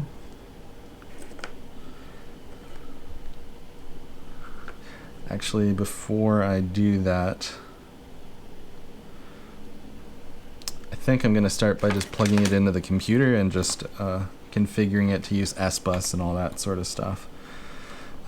S-Bus being the protocol that this receiver is going to output data in.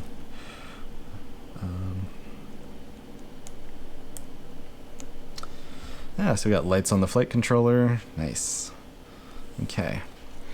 So I will now switch over to my desktop.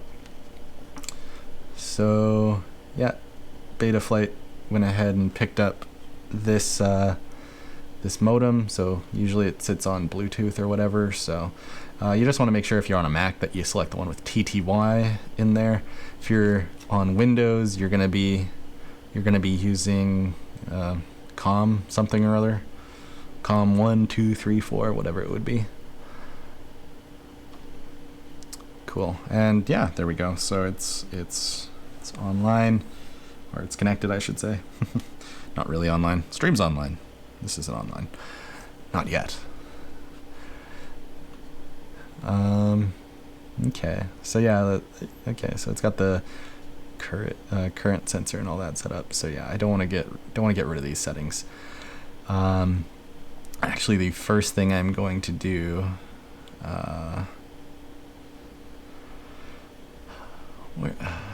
What's the way to do this? There's a way to just do the a firmware dump, and I thought there was a button where you could just like hit save basically. No, it's gonna firmware flasher. Okay, yeah, I can't remember. Oh, backup. It's right here, right on the first page.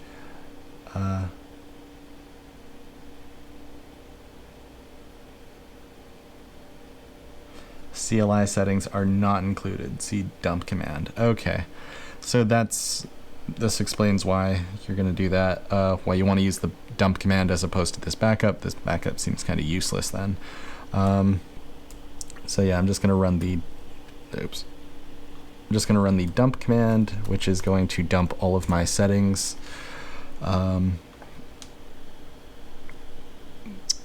So.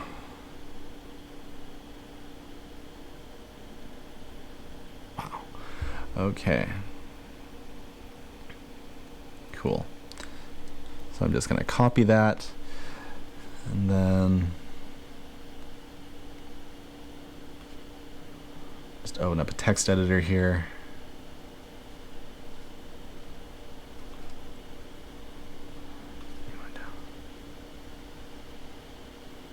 And just paste that in. Okay. And just get rid of that.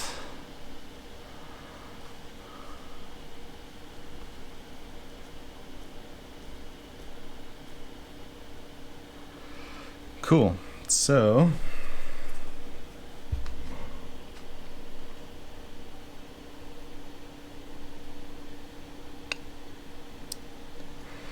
yeah, that's all the settings.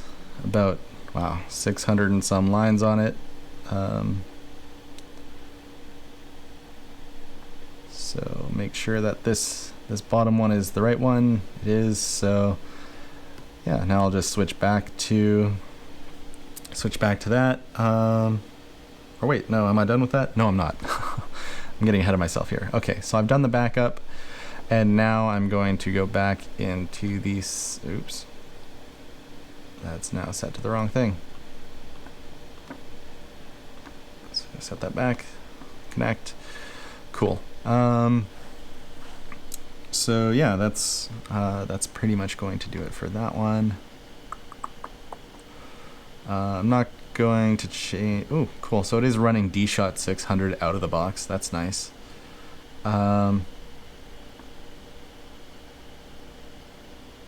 Okay.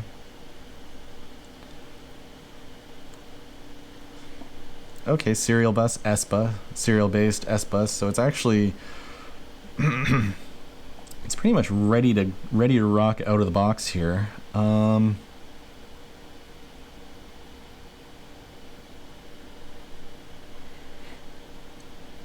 blah blah. Beeper. This thing doesn't have a beeper out of the box, but since it's rocking D-Shot 600, what I'll take a look at, definitely in a later video, just because this one's running long, is upgrading the software and all that. Right now, I'll just be flying it with the stock settings.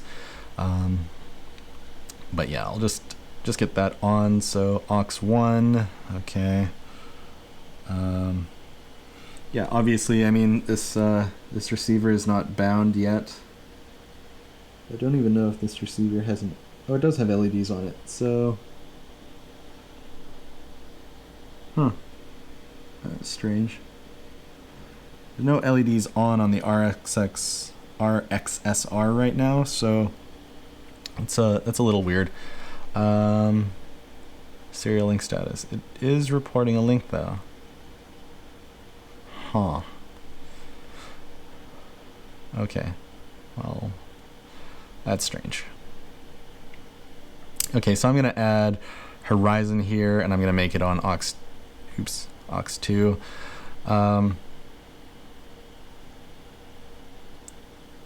And yeah, I'll leave it at that mid-range. I don't know exactly what I'm gonna do. I'm gonna put it up. The only reason I'm putting on Horizon here, I usually fly in acro mode, but I find just for initial flights, like, it's easier if you do the auto stabilize until you know it's not gonna go crazy. So that's why I'm putting that on there. Cool. So that's saved. So right now it's defaulting to be on Horizon, so it's not too bad.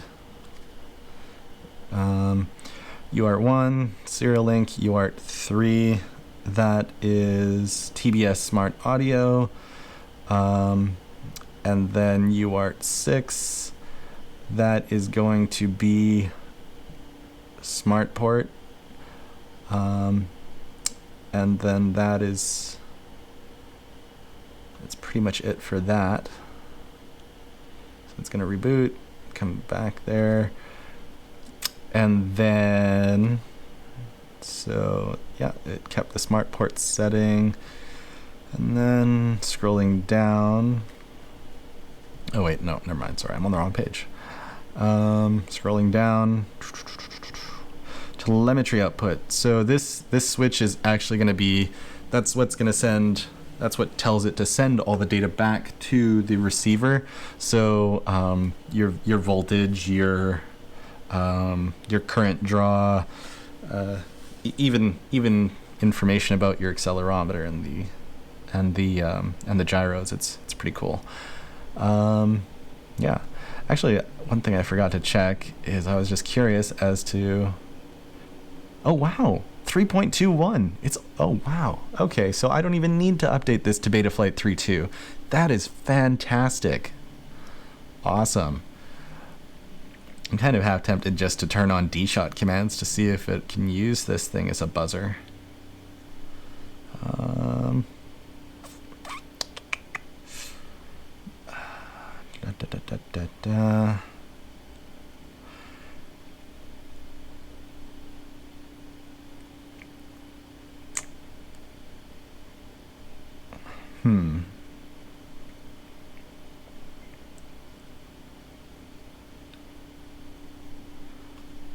Pretty sure you have to turn on VTX for that to work.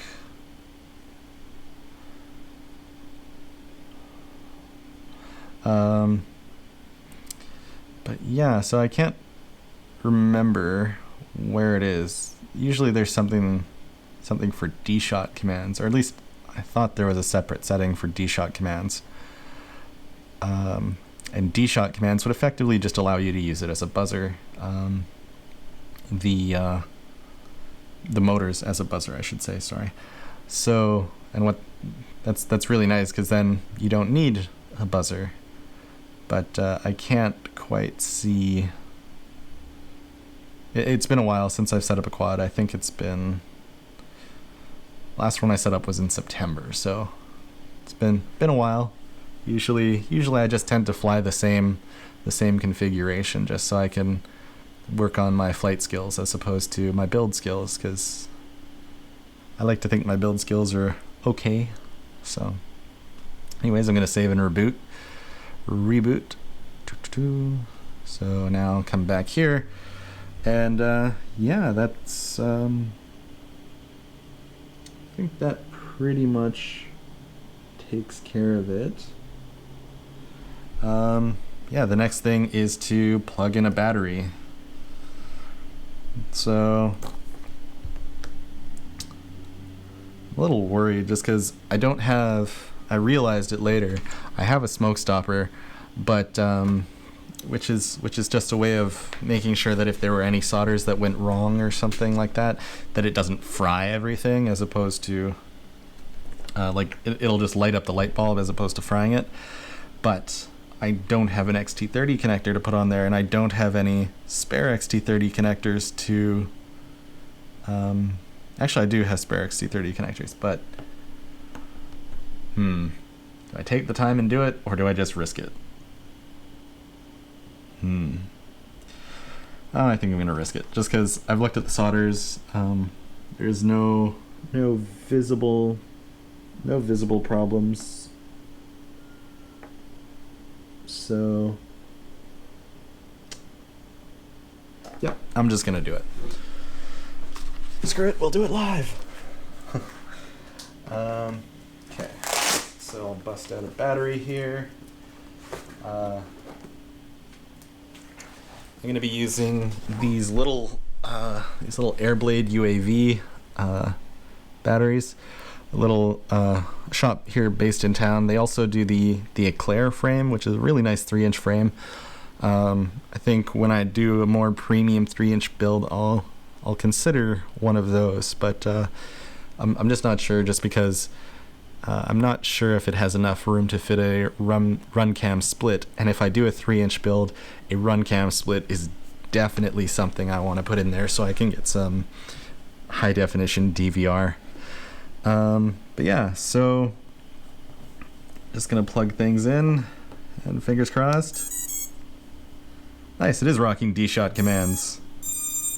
Okay, and the LED on the transmitter came turned on, so that's great. Yeah, so this is pretty much ready to rock, and it didn't explode, so yeah, that's great.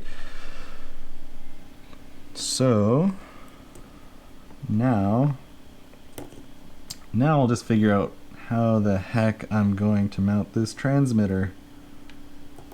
So I want it to be kinda in this orientation, because I want the bind button facing upwards so I can easily rebind if I need to.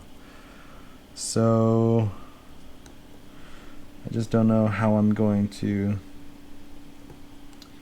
really mount it though.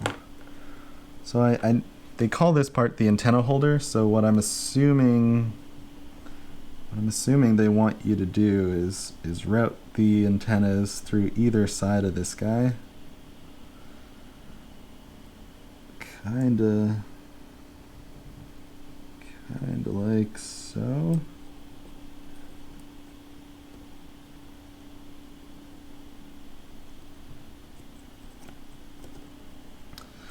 So yeah, pretty much just like that, and then so I'll get the frame kind of into position. Oh, the other thing I don't like that they did here is they didn't give you a lens cap. They didn't give you a lens cap for the camera. That it would have been a really nice little touch, because I don't know, I like lens cams, because I tend, maybe it's just me, but I always tend to like accidentally grab the lens and get like a nice grimy fingerprint on there, and I'm like, no, why? When I'm putting it back back into the box, and or well, into my bag, I should say. So okay, so I just don't like how this is really sitting here. It just doesn't seem like there's too much of a gap. Like, I'm just afraid, what I'm afraid of is something like just in a crash or whatever, this little transmitter shaking downwards and coming into contact with the top of the flight controller and shorting out and killing the board. So so that's definitely a concern with this. So I think what I'm going to do to put my mind at ease is I'm going to put just a little strip of double-sided foam along the back just to make sure it doesn't fall down. So basically a little strip of foam. Let me get a better close-up here. So basically just a little strip of foam going along the back here to hold it onto these carbon rails. And then I'm pretty confident that these silicone wires are gonna be enough of a, like, you can't really push down and cause a short. Like you can definitely see it pushes down and makes contact with other components, especially those UFL connectors for the antennas. It's making contact with like VBAT and a transmitter pad. So like that's a VBAT pad. Like these two are the VBAT pads. So you know that could, I'm assuming it's all connected, and the VBAT's also coming in on the other side here. So like, and that would be a ground pad, and obviously all the ground pads are going to be connected. So when I look at that, I see a pretty big risk of a short. So that's why I'm going to take the extra time to really make sure that it's well mounted and not going to cause issues. So I just have to get some tape.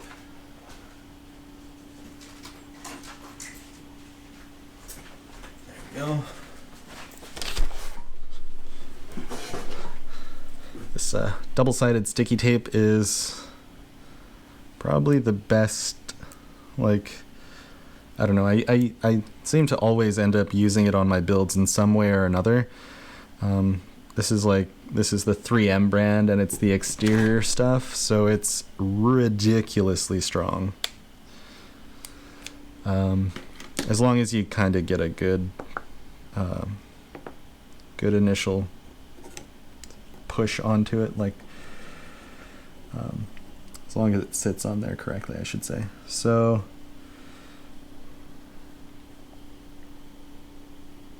yeah, just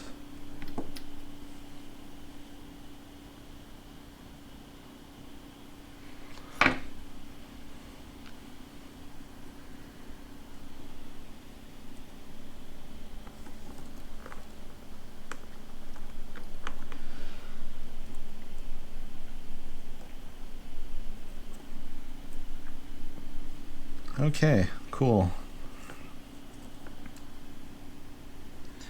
And then, oops, there's my snips. So I'm just gonna trim the excess on the foam here. And just give this a nice push down. And then take off. When you're working with pieces this small of this foam, oops, sorry, my head's blocking the camera. But when you're working with pieces of foam this small, it's, I don't know, sometimes it's easier just to take off the little, the protective plastic first, but I find then if you handle it too much, then it's not going to stick as well. So, a bit of a catch-22.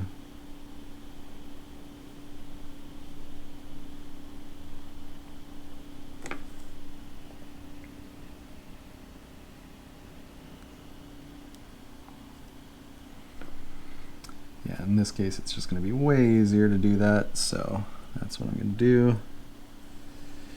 And then, oops, I'm accidentally twisting it. That's, oops. Okay, and then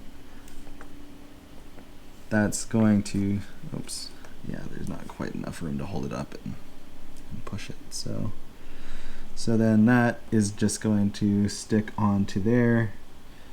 That's pretty much what I was going for. So all I'm going to do now is just kind of just jam the sticky foam into place with a screwdriver here. And just basically this will just get kind of a nice tight seal on it, and just squish out any air gaps and just make sure that everything is nice and stuck to there. Okay.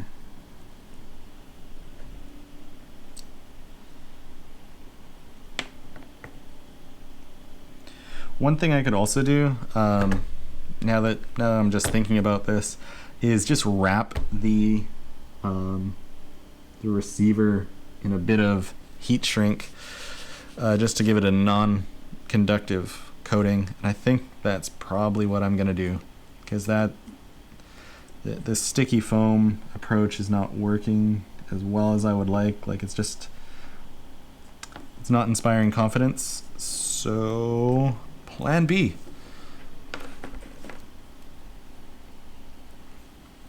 Okay.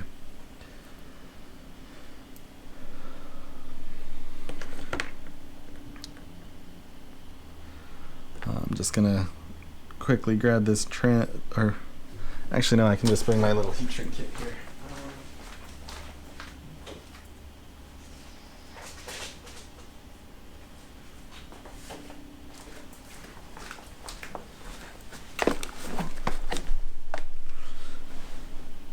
Okay, so this is actually relatively large, so maybe one size down. Yeah, no. So this is going to be the size, so yeah, it shouldn't have any problem shrinking down to that size. So roughly about that long.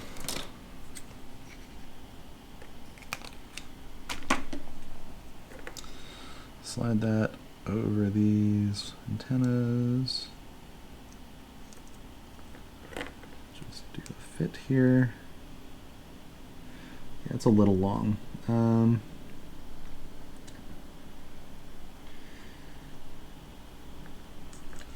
Yeah, just a touch long.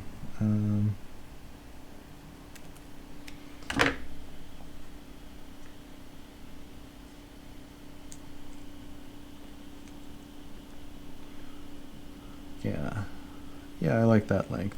It's got a little extra, but I like that little extra protection. So what that ended up being was 19 millimeters long, if you're curious, and making a little shrink wrap jacket for an R-XSR. So I'm just going to take out a little notch here in the heat shrink.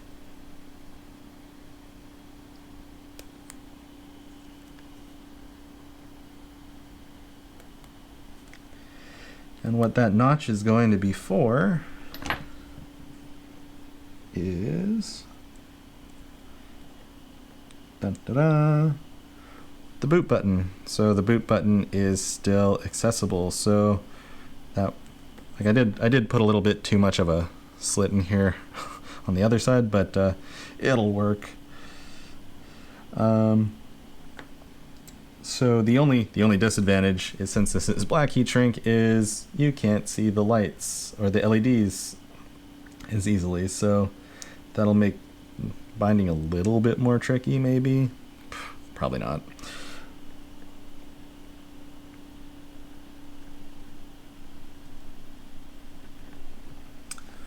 Okay, so I'm gonna go grab my heat gun.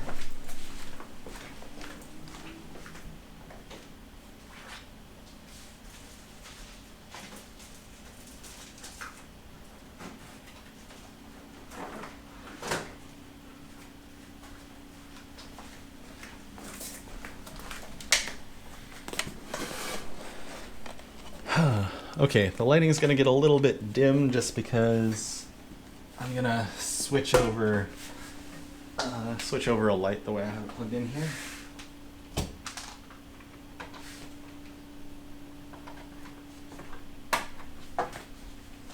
Here we go.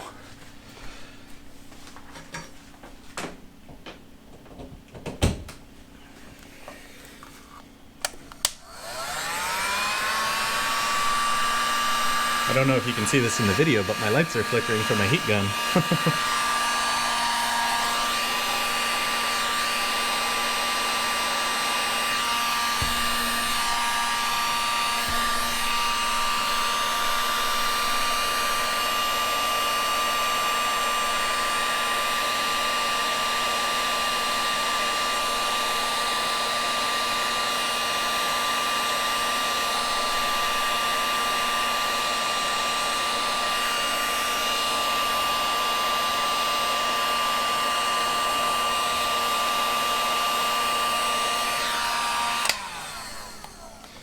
Okay, so that should do it for the heat shrink.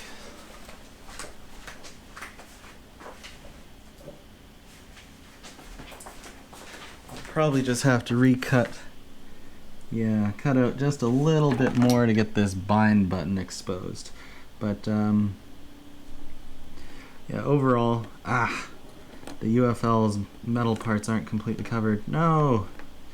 I guess I did take out a little too much, because that is definitely something I was wanting to cover up.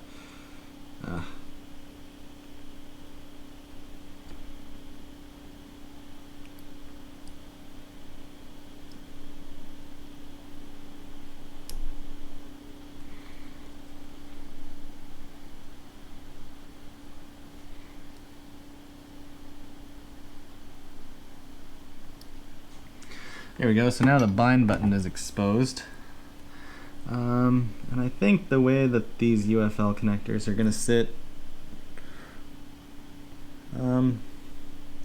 yeah, I'm pretty comfortable with that. Like, they're not going to make contact.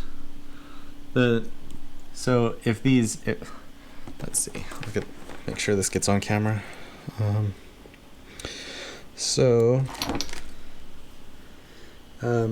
You can tell the big parts of the UFL connector, or the larger parts of the UFL connector where it has the most metal, those are covered up, and those are what I was worried about making them like they have the biggest contact surface, and they're in the right spot to potentially make contact.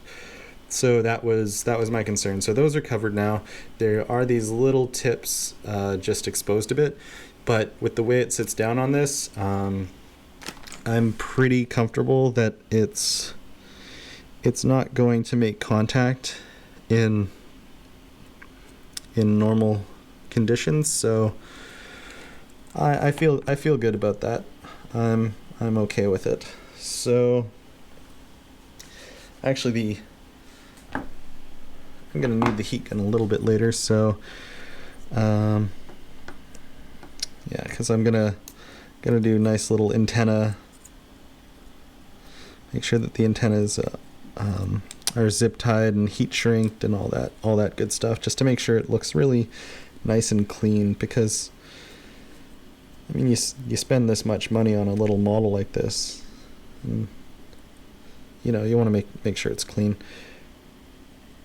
looking, or at least I do. I mean, I think this is expensive. Like, this is $200. That's a lot. At least I think it is, but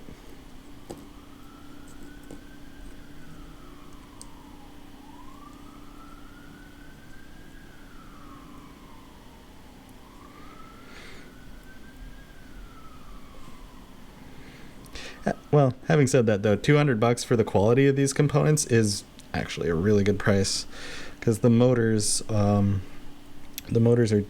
definitely very nice high-end motors. These are rebranded Sunny Sky motors, I believe, if I remember right. So survey says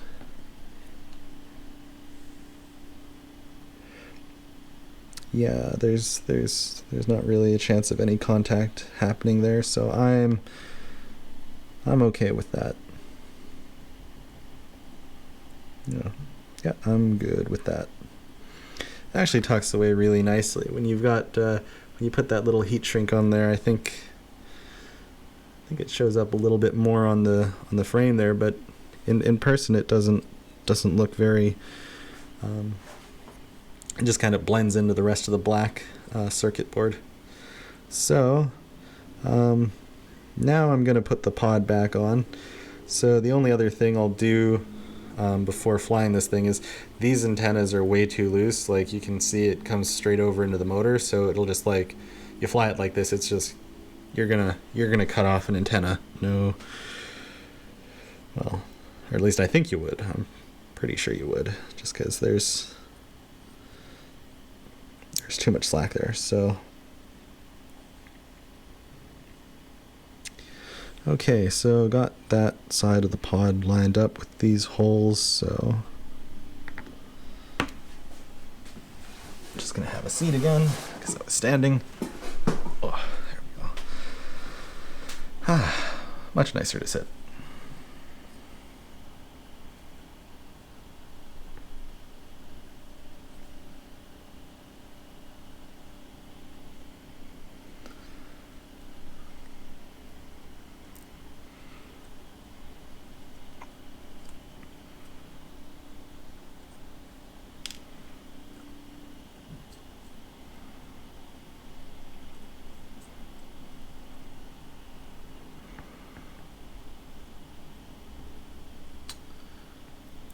Oops. Oh, there we go.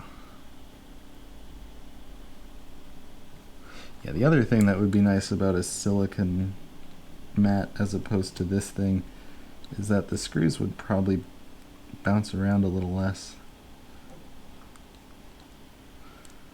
Because little screws bounce harder, or well, they bounce more off of hard surfaces than slightly soft, jello-y surfaces like silicone.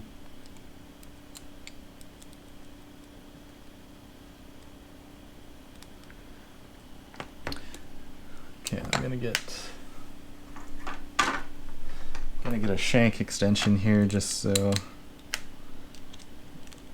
I can get past the motor a little bit easier.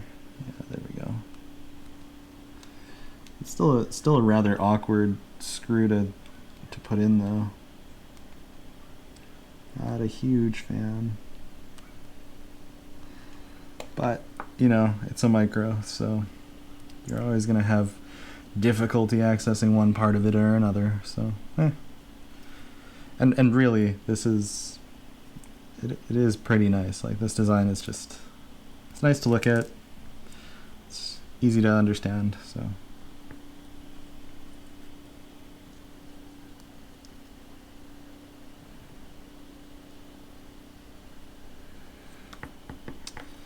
But these back screws definitely take a little bit of effort.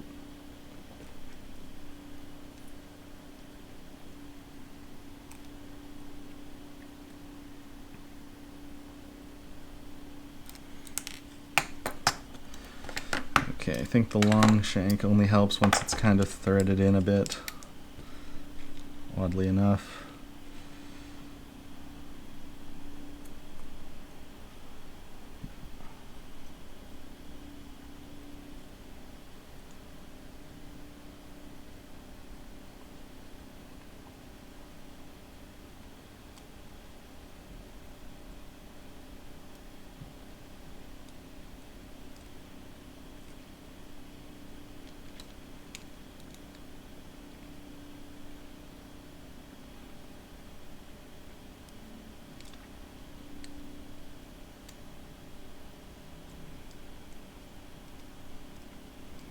Okay, so now that it's threaded in, this is where the long shank comes back to being useful. So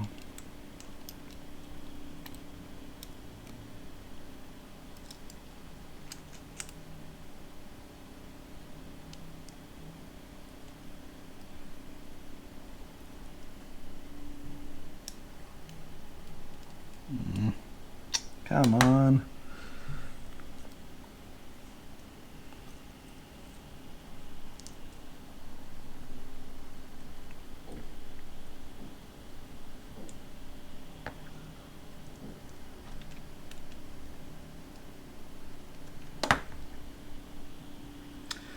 Okay, so I think I might have just lightly cross-threaded that screw because it's not really spinning, but I didn't put too much pressure on it, so it shouldn't be too bad. I'll just back it out with pliers, just give it a little spin. Yeah, there we go.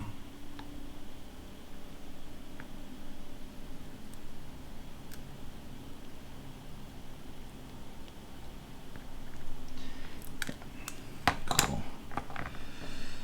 Just try that one more time.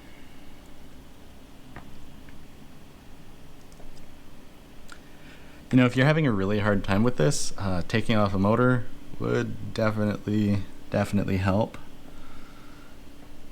I think I might get to that point, but I'm gonna try one more time here. Actually, you know what? Just for the sake of time, it's just this stream is already running longer than I wanted, or well, intended to. So I was hoping to get this done in about an hour, but we're already at 2.5 hours here. Well, actually, no, I thought it was going to be more like an hour and a half, hour 45.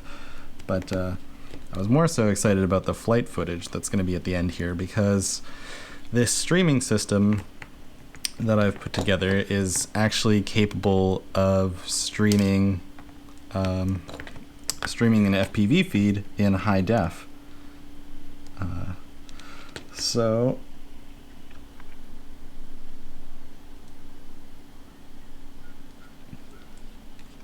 yeah, the screws are definitely cranked down. You have to be careful with these ones, the motor screws, because again, you're gonna run into that issue if you're not careful of rounding out a screw. So yeah, I really hate Phillips screws, especially when they're this tiny. So if there is one thing I would change about this build, it would probably be the screws. But they do give you a set of socket cap screws, so actually, no, I think those are just for the propellers.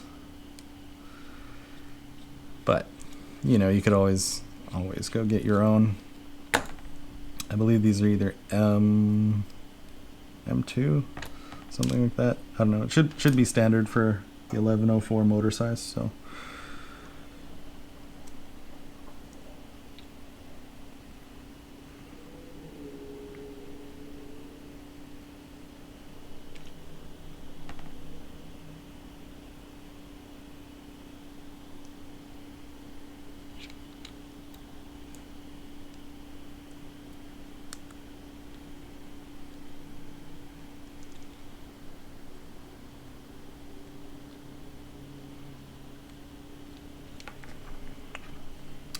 Okay, this is going to be the job for the longer shank again.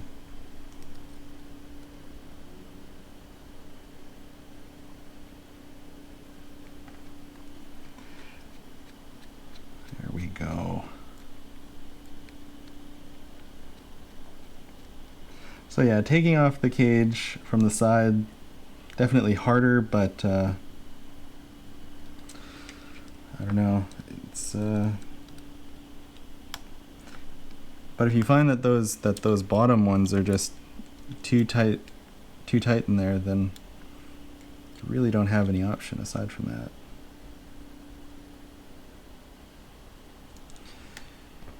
Okay.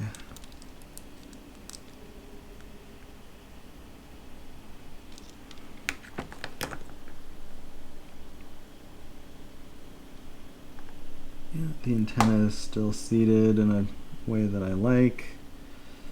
I don't feel it's going to short on anything, so that's good. Yeah, the receiver did have to come a little bit more forward. Like I was going to try and seat it back further, but yeah, that's just not now that this is bolted down, that it's just clear that that's not going to be a viable option. So this is going to shake around a bit on the gyro. Like this receiver is going to shake around a little bit on this thing, but I think it'll be fine.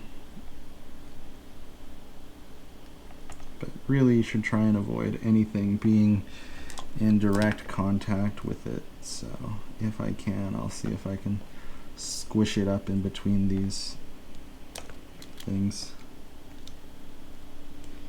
Just wedge it.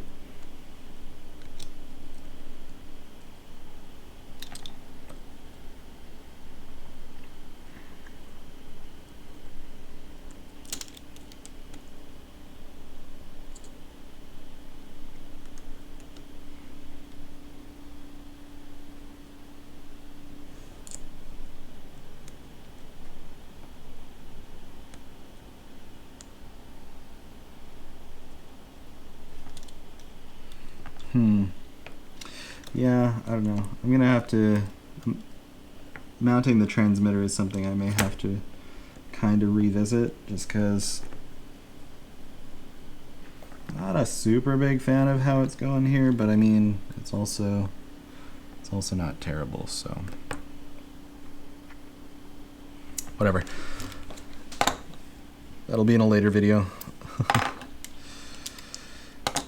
Because right now this, I definitely feel this is good enough to fly.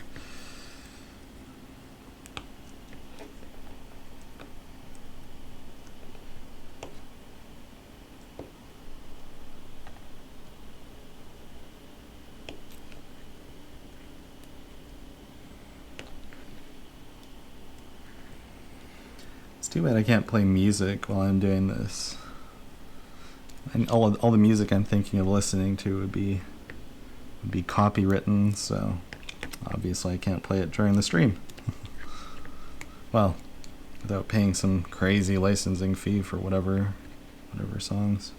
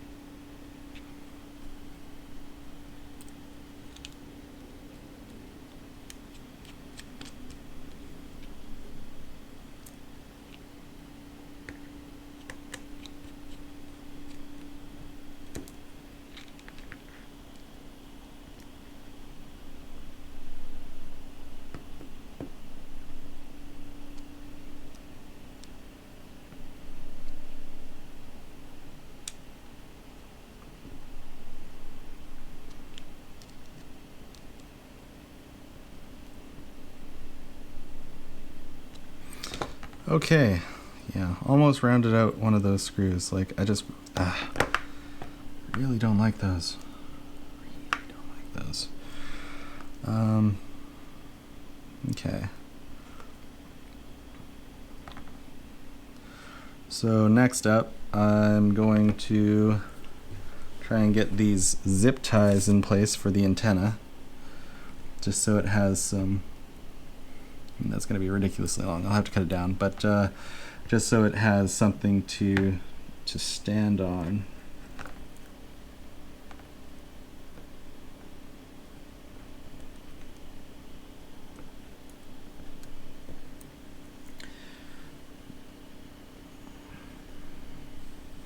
So I'm just hooking the zip tie here so I can feed it through.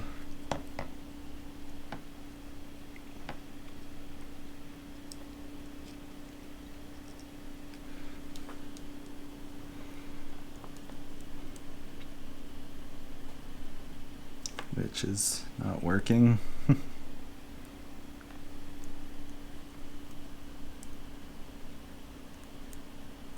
There we go. Got it that time.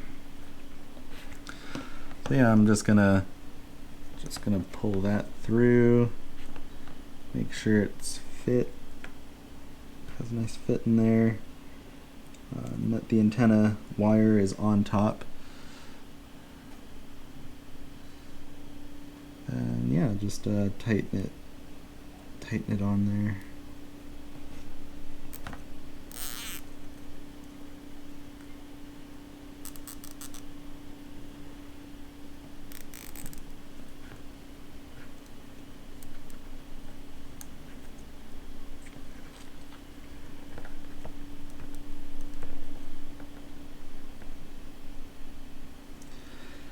Okay, so when you tighten it down, it wants to stick right over the propeller. That's less than ideal.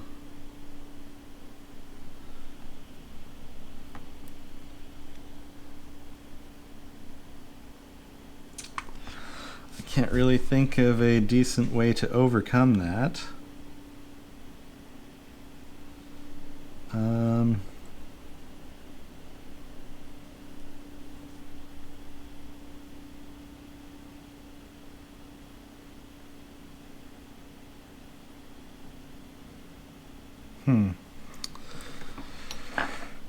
Well, it's not going to work like that, so I can cut this and just make sure I'm not cutting an antenna wire when I do that.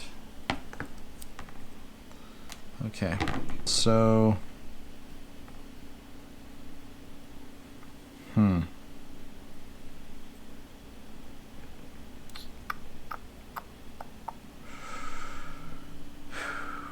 what is going to how is that going to work?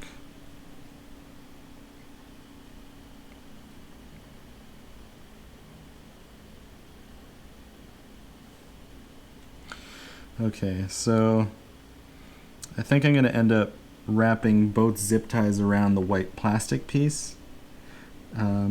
Just so because basically when you have a zip tie, like if you can get this edge that's aligned with the tie, you can get that sitting on something flat, then it'll stick out in the right way that you want. So I'm going to use the white plastic to do that. I think it might look a little weird, but currently the only option I see for mounting the antenna, at least in the way I want.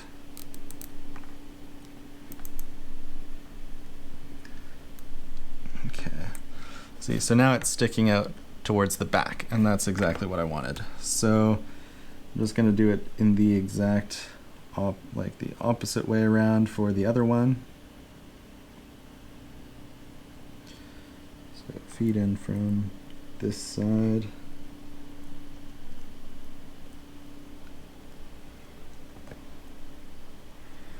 Feed in from that side, wrap it around.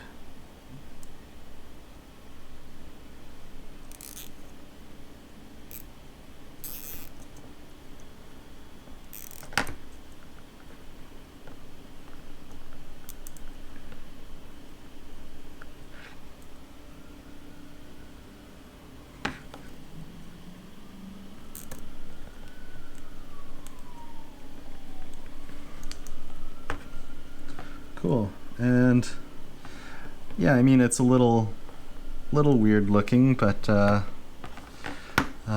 two antennas, they're a little staggered, but I don't know, I guess that gives some distance between them, because I mean,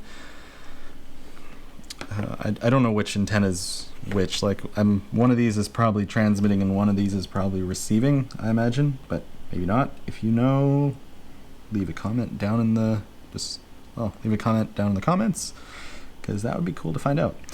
But yeah, so I'm gonna give these wires a little bit of a tug, just to make sure they're straight. They are, so that's great. And now there they are.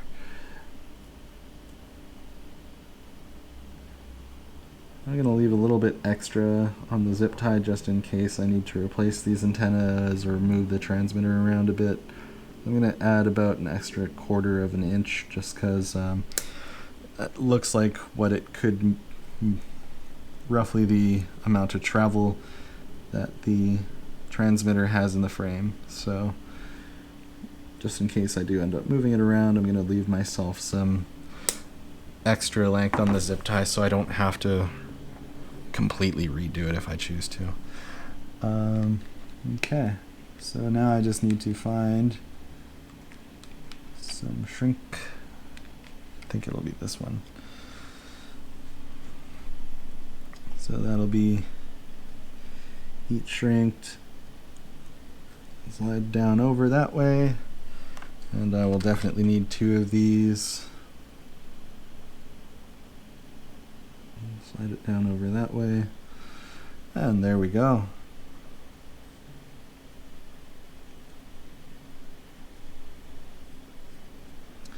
Now I just have to figure out where the end of it is. It's funny, it's a little too flexible, the zip tie, so I can't really tell where the end is. Okay, so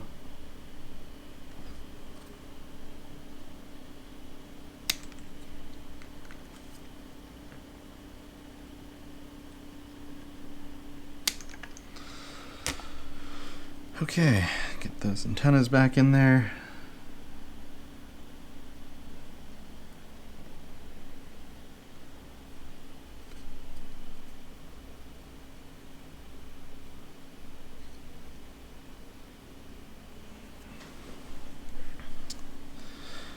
And now it is time to break out the heat gun again.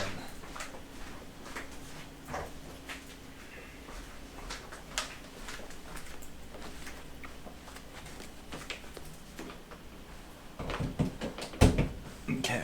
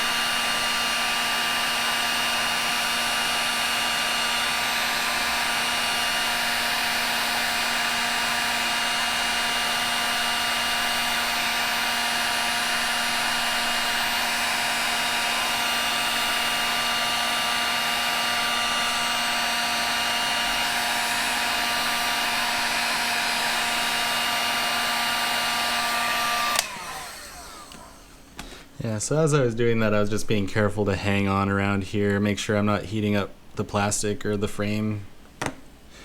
But yeah, so that's the antennas. And now they're not going to flop over or get pulled down into the propellers.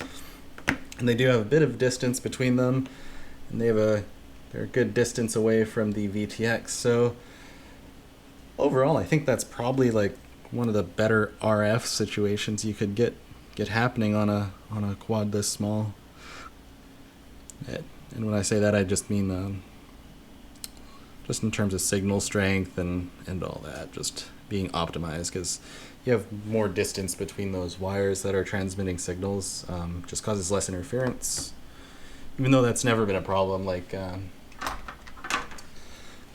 on this guy, I have like this is the VTX antenna, and this is a FrSky antenna, so it's 2.4 gigahertz. So this is a 5.8 gigahertz transmitter, and this is a 2.4 gigahertz receiver. And having them that close has never caused any issues. And this thing actually has pretty good range. Like it'll go, I don't know, it's only a 25 milliwatt VTX, but at least 100 feet out, and there's no interference or anything. So I haven't actually taken it past its range, so I've never really had a problem with that. But I have heard people mention it's a good thing to do on videos, so I do try to do it. But on micros, you're pretty limited with space. So okay, so I think that'll do it for the heat gun.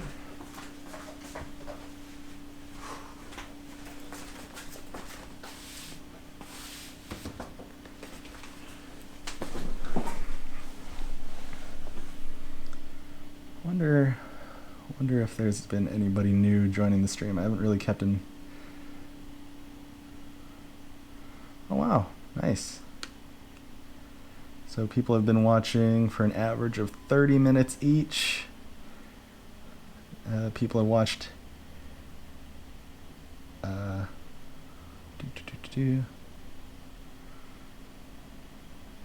Yeah, people have watched a total of 8 hours of content from this stream, so that's kind of cool. Yeah, neat how it gives you all the analytics. Okay, so yeah, I mean, that pretty much wraps this thing up. Just in terms of the setup, I really want to do a flight, but this is just running long. This is a 3-hour stream now, so I mean, this is getting kind of crazy. But I will try and just power through this and just go as fast as I can.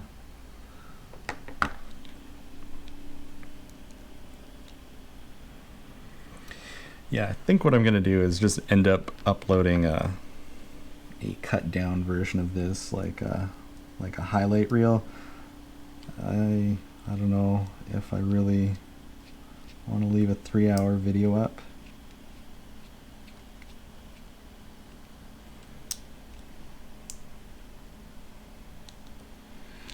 I don't know, maybe.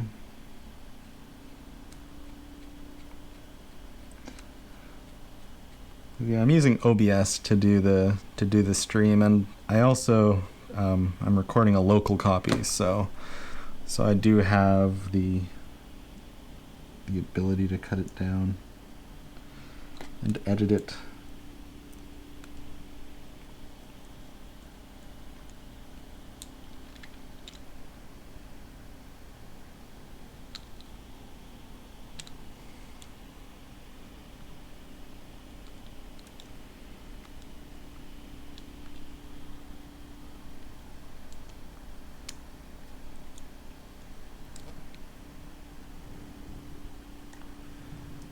Okay, for some reason this screw's being a little annoying. Oh, there we go. Just had to change my grip.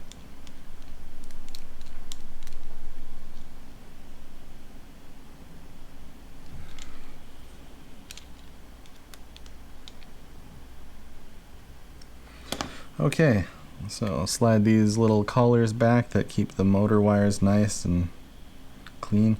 I really like that. Like, even just the small detail of this little piece to add to make the motor wires straight. Like, because now you look at the motor wires and look how nice that is. I really appreciate that little detail, you know. Really do. So like, this is my first Diatone, and I can already say it ain't gonna be my last, because I like it.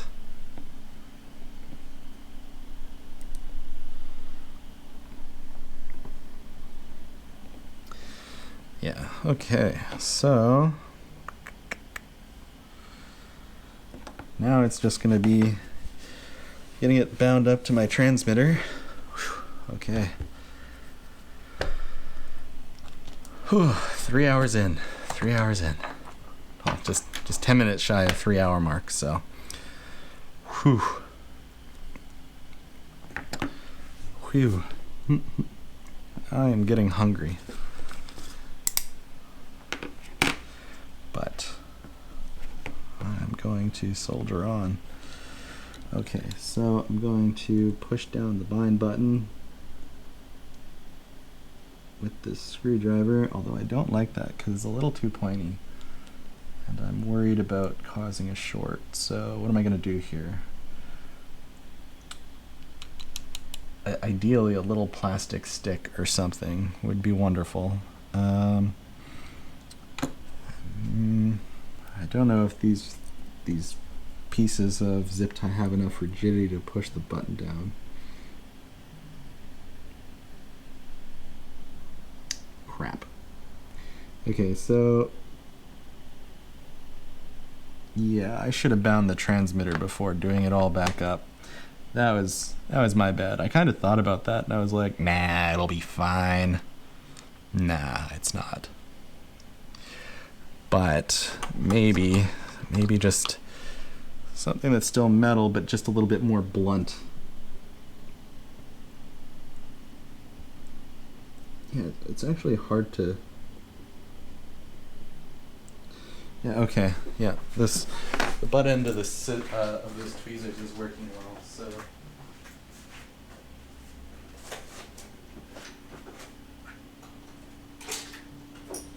Just getting my receiver out here.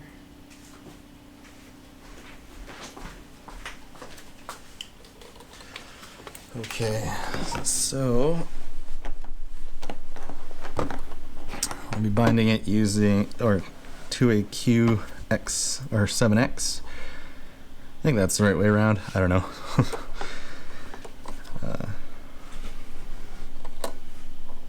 X7, QX7, because it's right on here. It says so. All right, so I am a little close, so this is probably going to be a little bit difficult. Welcome to OpenTX. Just because. Engines disarmed. Horizon mode. Yeah, so just because. Actually, I don't need the neck strap, but yeah, if you have the receiver too close to the transmitter, you'll get that telemetry error until you get like about a foot of distance or so, a little bit more, but hopefully that won't cause an issue.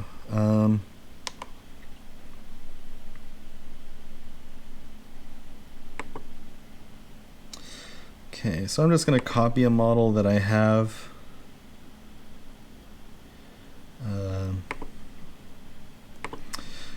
It should be fine. It was using Betaflight 3.2 and a couple other things. So. Switch warning.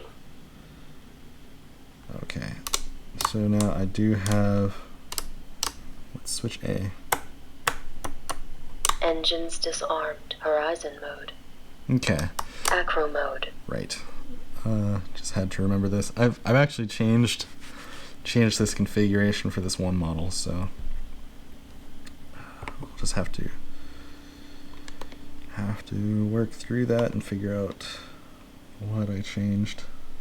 Because I'm copying a model that's from a similar Betaflight configuration that I set up in September, but haven't really flown since because the weather. It's a 5-inch, so the weather hasn't. I'm in Vancouver, so the weather hasn't really been favorable for too many flying days.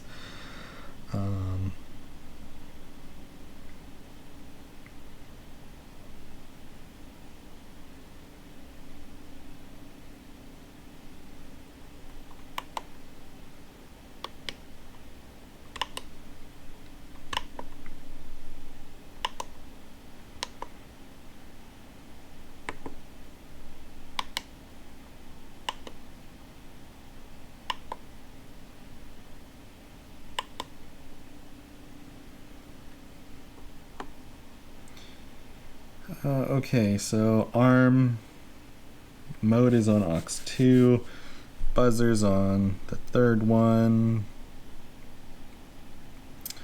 and then it has, yeah, I tried to set up turtle mode. I've never gotten turtle mode to work. That's something I'll do in a later setup video, because I think it'd be really great to have turtle mode on this little guy, which is basically the ability to spin the motors in reverse if you get flipped upside down and be like, whoop, and flip it back up. But yeah, okay, so AETR, yep, flight mode, yep, okay, sweet. So that is looking good. So yeah, I mean the basic settings for this is correct.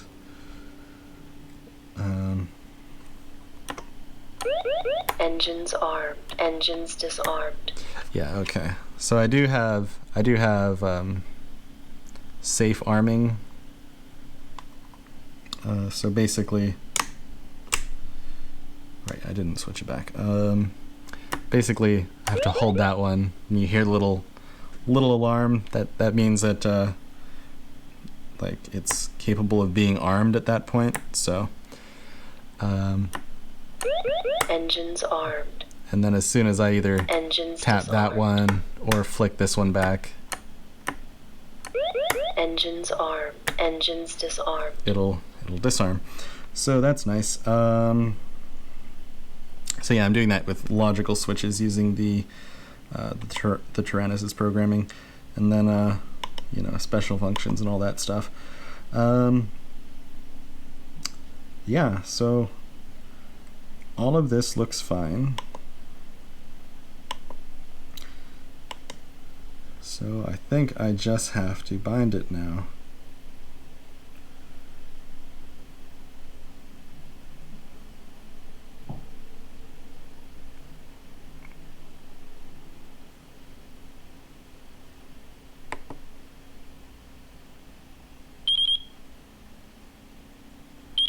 So that buzzing means that the Tyrannus is now in bind mode. So now I'm actually going to move this away from myself just so I don't have it within range and get that telemetry error. But basically it should keep beeping until I get it in bind mode, and then when I get it out of bind mode, that chirping should stop.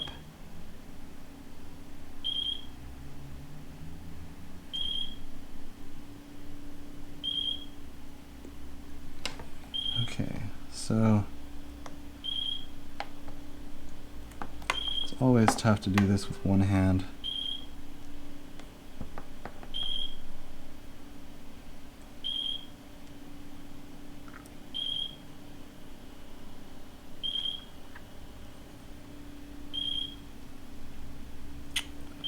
Come on.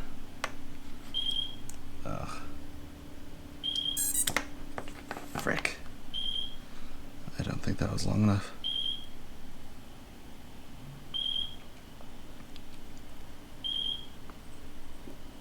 Okay, make sure I'm pushing the button. And come on.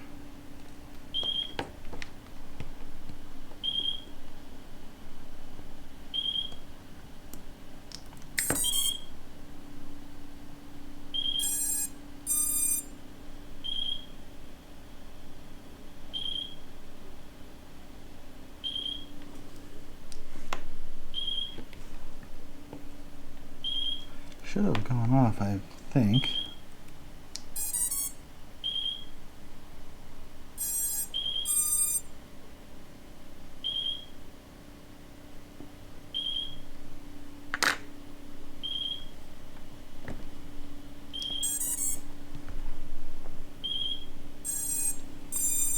Okay, let's see in Betaflight if I have a serial link here.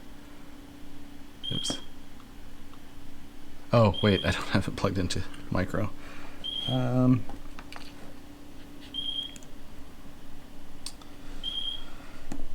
Yeah, I might have to look at the steps of how to bind this thing, just because it has been a while since I've done this, so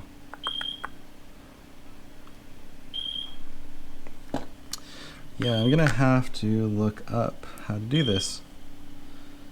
Oh, that sucks.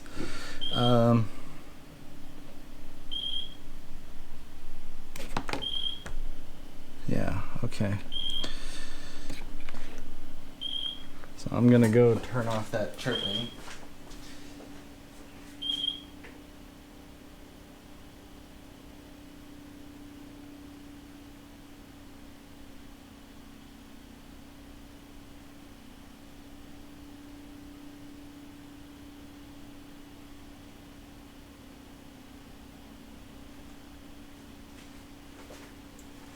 Yeah, so I'll have to look that up. I mean, the process is usually pretty standard. You hold down, put this in bind mode, you hold down the button while you plug in the battery on the transmitter, and then it just goes. So I'm not sure what I did wrong there. The only thing I'm going to say is that the LEDs are definitely hard to see because of the shrink wrap I put on there. So I'm going to see if I can just quickly kind of take out a little bit of the shrink wrap.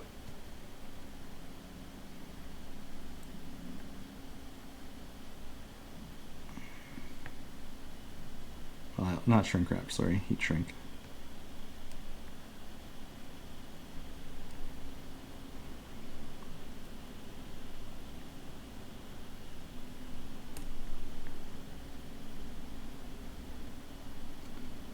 Okay, so there should be binding instructions right here.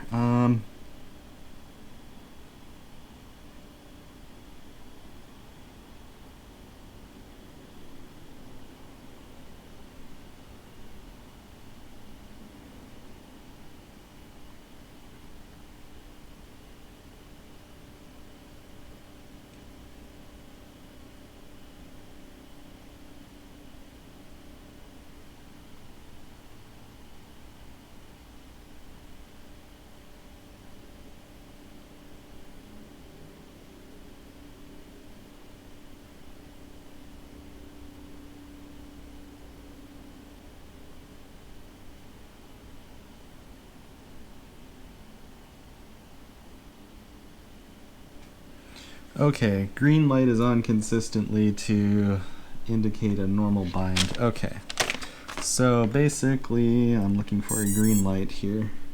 Solid green light. Oh nice, okay, so it did bind. Okay, that is awesome. So now I should be able to plug this into Betaflight, or well, into my computer and connect to Betaflight. And I will just switch this over so everything can be seen that I'm doing here. And all I did was hit connect. And now I'm going to look at receiver.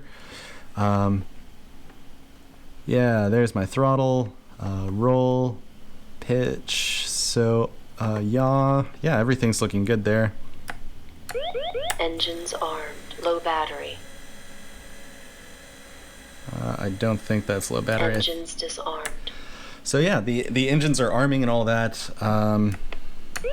Engines armed. Low battery.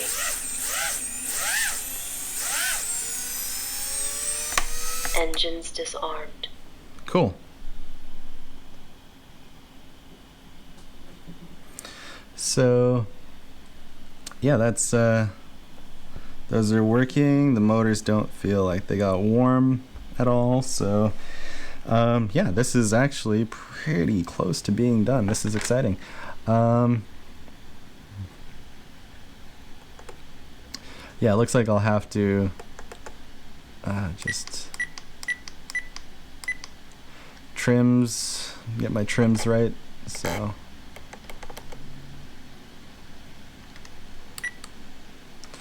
there we go. That's looking good. Yeah, it drops below 1,000, goes a little bit above 2,000 for the throttle, so that's fantastic. Yeah, this is looking promising. So yeah, now I'm just gonna see if I'm getting the telemetry data.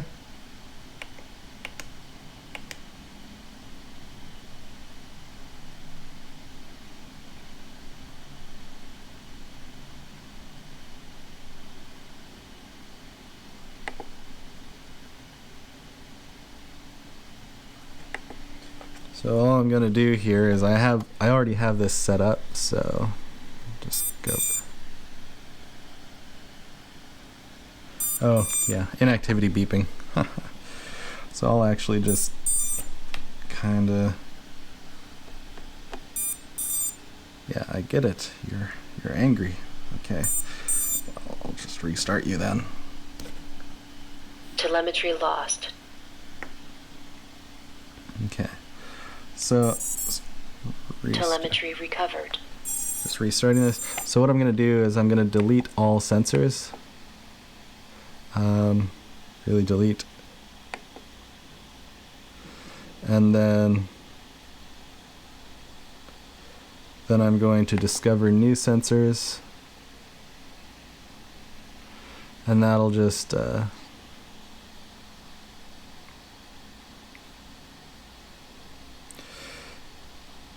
I'm not sure why it's not outputting telemetry. Like usually, like these sensors should be saying a few other things, like not just RSSI, but they should have like voltage and current draw and all that So that is kind of strange. But, I mean, again, the point of this video is just to get it just to get it up in the air. So I think that is good enough. So what I'm going to do now is just telemetry lost. Turn that off because it'll start saying inactivity alarm, blah blah blah blah. So now, let's see, I'm running out of room. Just toss that over there. So I'm going to put on the silicon pad.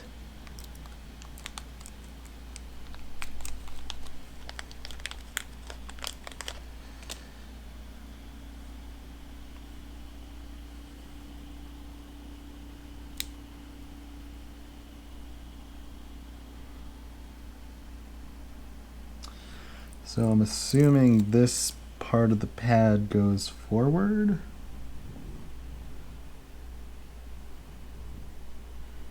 Yeah, that makes sense.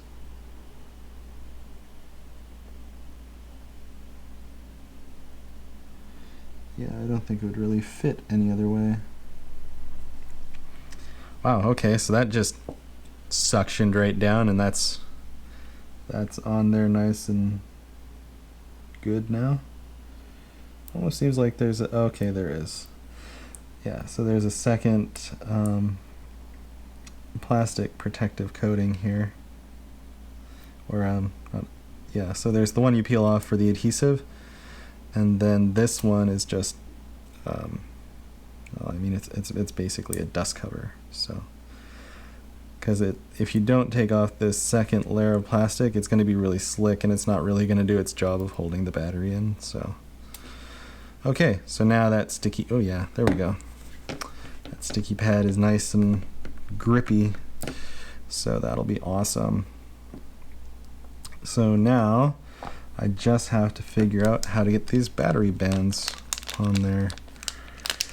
So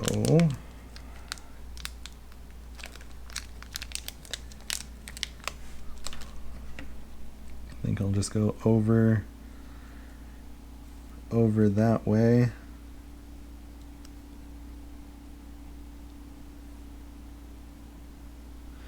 Actually, you know what? Just to keep things simple and in the interest of saving time, I'm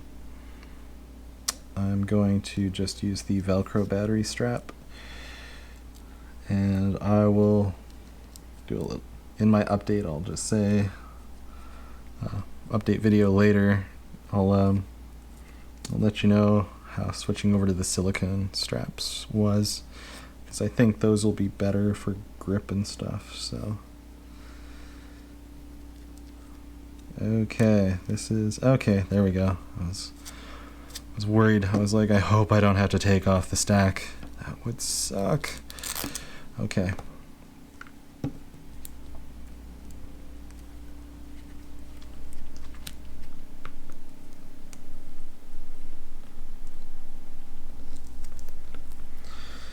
Cool. So that's, yeah, the battery is mounted in there quite nicely, so I'll just get the balance.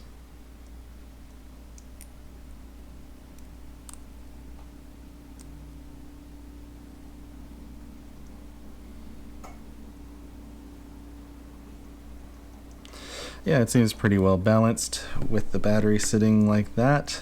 So yeah, I think it is just time to mount the props. So I don't think I'm really gonna, well, just debating on whether I should use these props. I'm not really a big fan of them.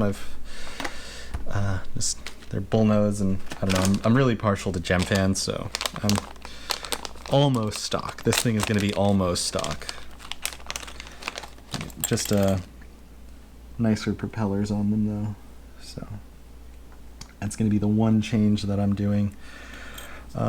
So I didn't reverse the motor direction or anything like that because I don't really think it's needed. So I'm just going to throw these straight on the way the way they turn normally. So, you know, turning into itself, or leading edge going in.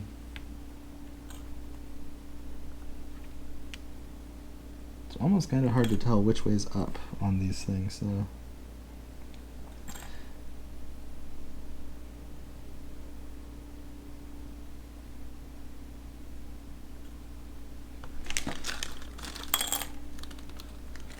Okay, I did just happen to pull out like three of the same type in a row. I was like, huh, I don't think I got any clockwise props, but no, I did.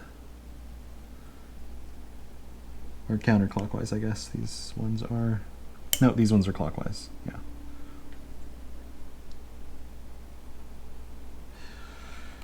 Okay.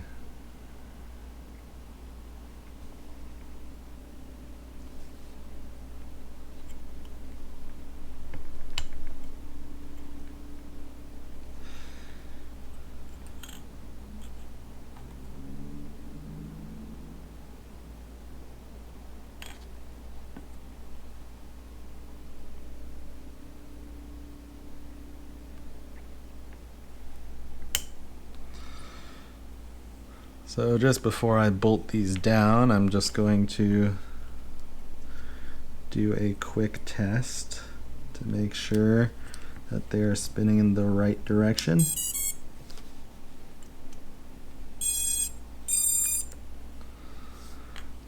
So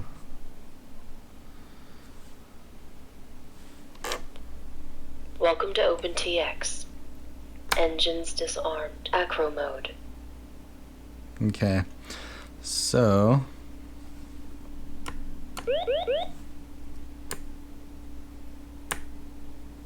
didn't do it quick enough. Engines armed. Low battery. Engines disarmed.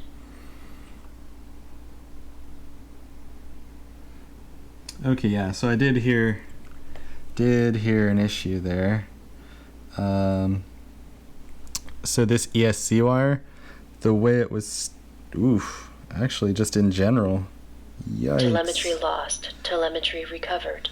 Yeah, this ESC seems to be riding pretty high, because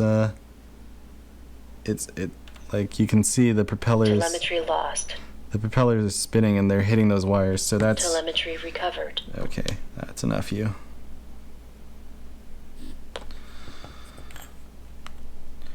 So yeah, that's gonna be something I need to fix here. So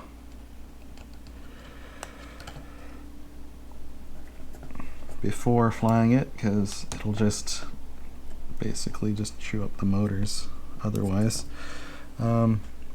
The other thing I'm gonna do, I think this is the reason why it's saying low voltage all the time, is because it's set up to be working with a 4-cell battery, and I'm connecting a 3-cell battery here, so I'm just going to go over to power.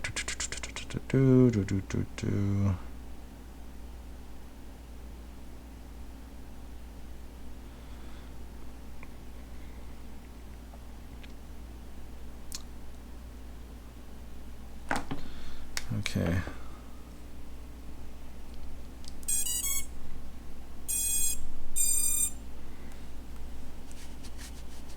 Cell voltage 12.4. Yes, cells 4. No, it's not a 4-cell.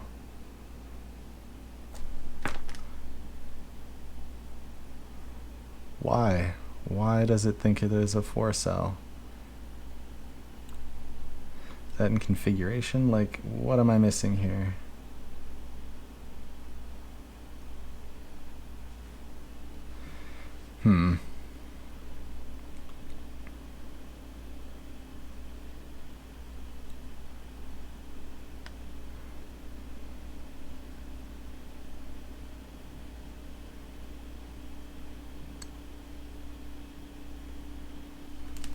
Okay, anyways, so yeah, it's getting the low battery warning because it wants 4 cells to be plugged in, but it's not 4 cells, so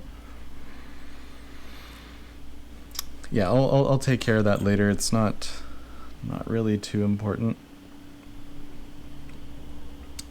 But this ESC issue and the wire is making contact, that is definitely an issue. That's a problem.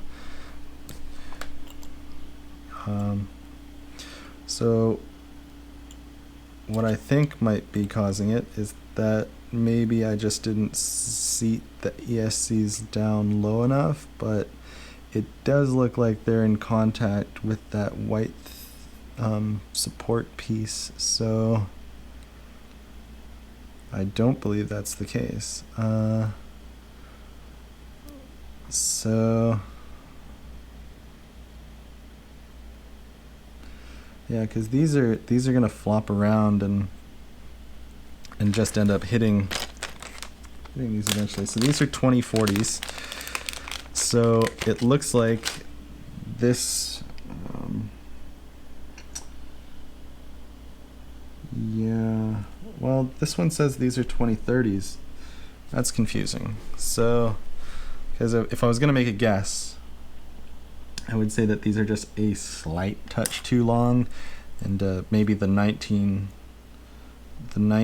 would be a better prop for these for this model, just with how it's so close to the ESCs.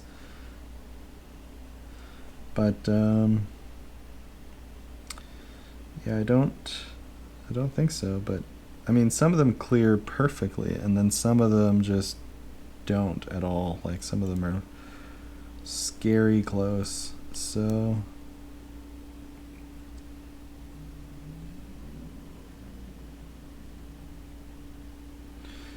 yeah, I mean, I think I'm fine to leave it, but yeah, it's definitely a little unnerving, that's for sure. Okay, so just gonna do a little motor test here.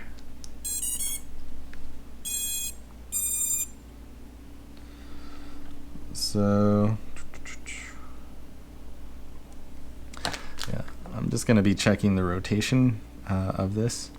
So I know that the motors tab always says make sure you remove all propellers, blah blah blah blah blah, but you know, we're gonna live dangerously today.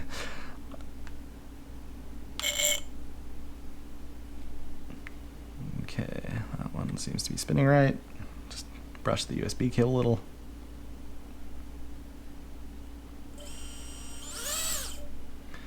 Okay, so that one's spinning in the right direction. Motor number 2. That one's spinning in the right direction. Number 3.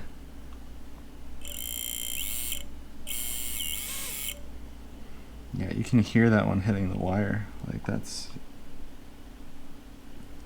no good.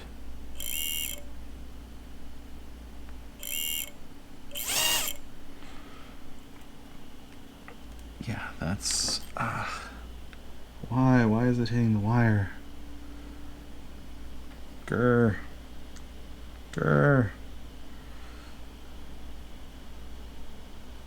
And then this last one I can't really test because it's gonna run into the USB cable, obviously. So yeah, I don't know what to say about that. So that's definitely an issue.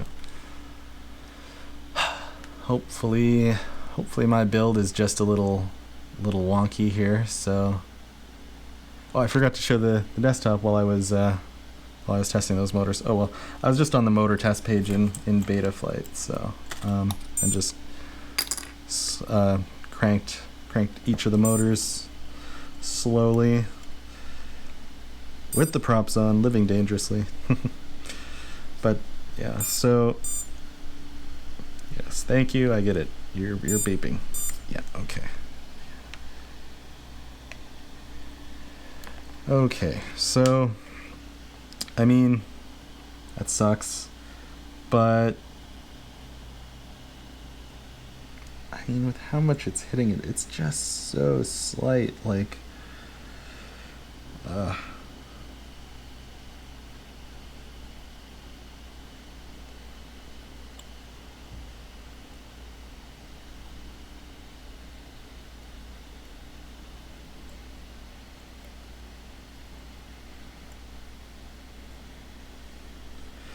yeah, maybe it'll behave slightly better when the screws come on or get on, so I don't know. If it does nick the wires a little bit, you know, that'll be fine for this test flight, and then that's something I'll proceed to work on and then do an update video about later, so.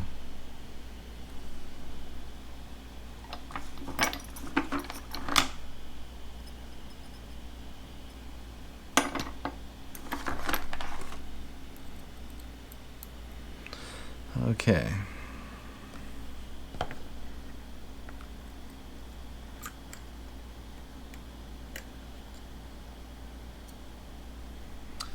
Yeah, I really like these screws. I found in the past that sometimes when you get prop mounting screws, they tend to be a little short.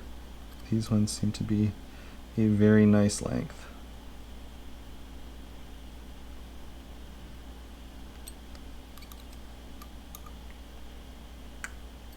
Okay.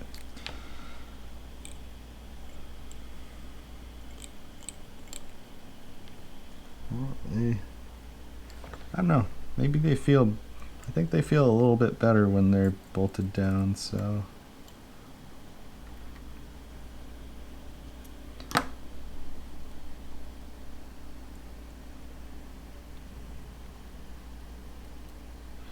So that is promising.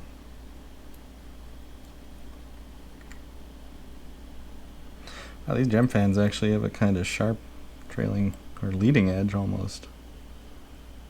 Yeah, it's a pretty sharp leading edge. Yeah, the trailing edge is sharp too. It's funny, these are almost like the Dell Cyclones, which are really sharp for a propeller. At least I find them sharp. If you compare them to like the King Kongs or anything else like that, they're oops. They're just they're crazy sharp. Yeah. Okay.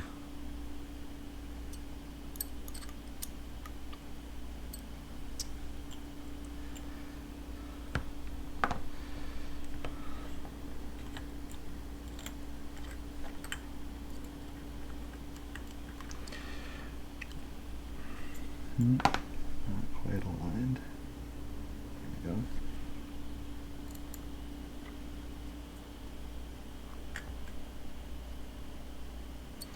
Nice, they gave you an extra set of screws for your propellers. That's very nice. Extra screws are always important.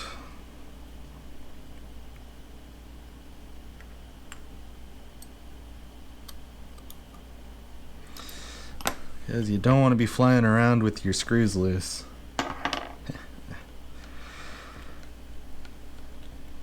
Okay. Well, I think that pretty much takes this thing to a somewhat flyable state. So the next thing I'm actually going to be trying here is to get an FPV feed going. So I don't know what channel this thing is set to by default.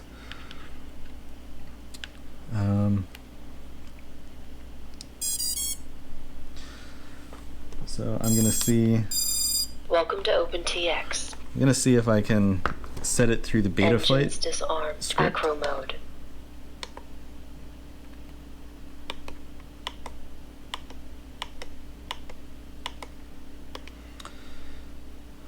I can't remember how to do the script. Wow,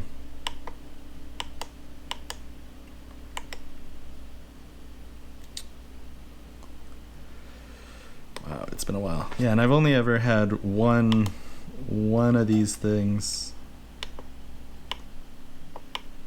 where it has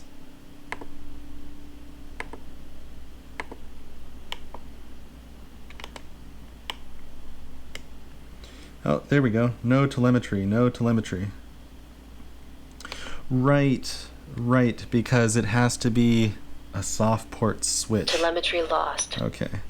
Yeah, I get what's going Telemetry on here. recovered. Yeah. Okay, so yeah, that was my bad.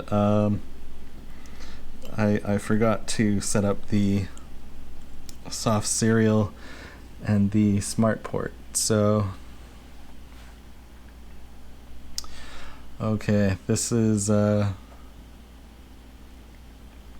do smart port setup in another video because this is just going to take me too long. Really, I just want to get flying. So yeah.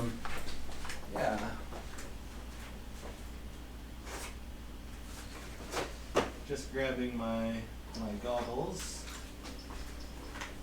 So I'll use. I fly with Fat Shark's Attitude V4s, the red ones. So these guys right here, and got the extra, or well, the the 18650 battery pack. So that's really nice. You can swap out batteries, and this thing lasts forever. I never really found an issue with the other one in terms of the battery life, but like, I mean, I noticed that it wasn't great, but like, I mean, you got like 2 or 3, like when I used the stock battery with the Attitude V4s, I got like 2 or 3 hours of flight time, but with this one, like I had it on for an hour and it didn't even go down one battery bar. Like this is still on its first charge, and I did like an hour of flying with this, so it's just crazy. Like this, I don't even know how long this is gonna last, like let alone the need for carrying spare batteries, but I do have some if I need some. So yeah, just awesome.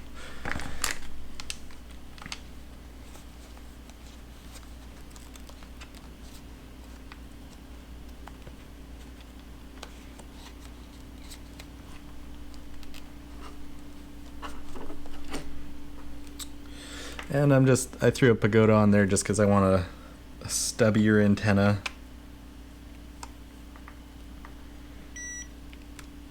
And the pagoda actually works really nicely. This is just a real ACC pagoda. Nothing fancy. Just basics.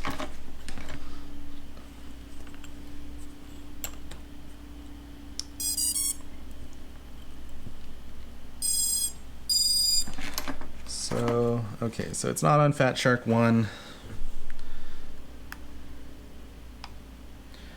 So I'll do the little channel scan here. Oh, maybe Fat Shark 7.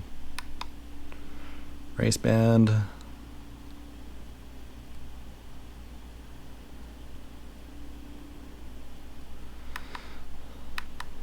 Band A. Ooh, Band A. Band A1 is really high, so I think that might be it. Band E.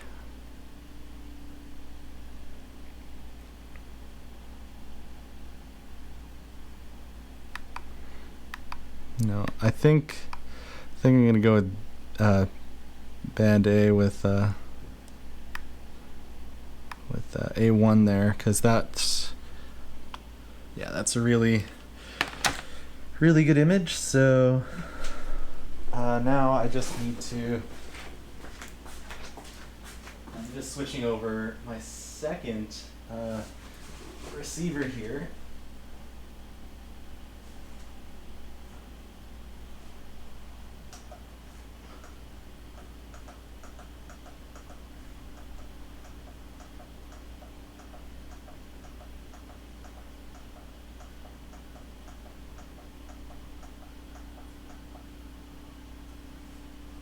Okay.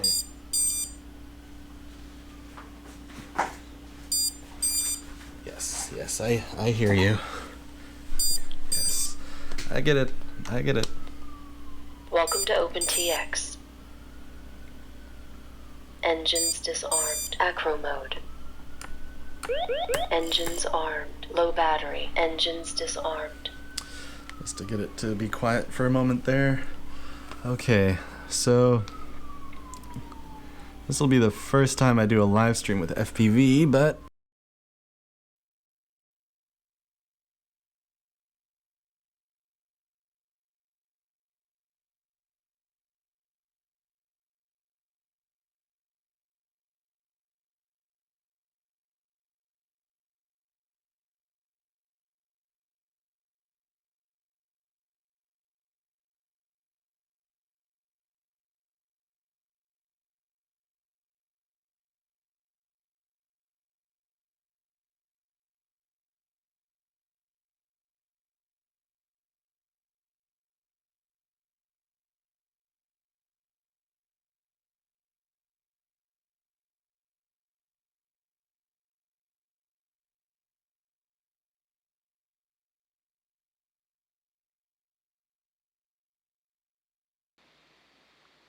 forgot about the audio. Okay, so now the audio should be back. Sorry about that.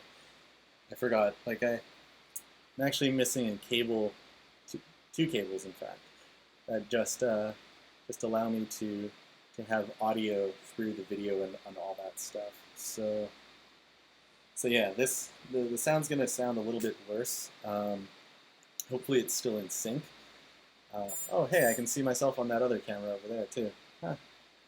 But okay, so it's beeping again, so I'm just gonna. Engines on. Low battery. Engines disarmed. Quick little burp there on the motors just to get them to be quiet. But yeah, so I think this is pretty much ready to go. So I'm going to try and get this going. So let's see. Without further ado, kind of worried about troubling this thing up. It always makes me nervous, just like, it's just weird. Anyways, so there's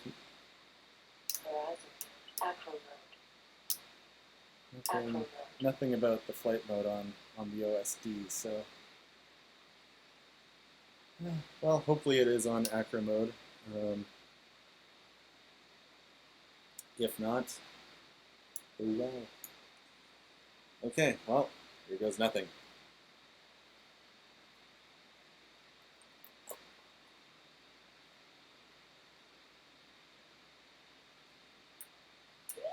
Engines are.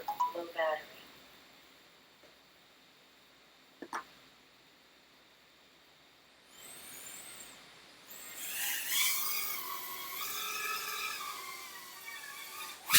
Engines disarmed. Okay.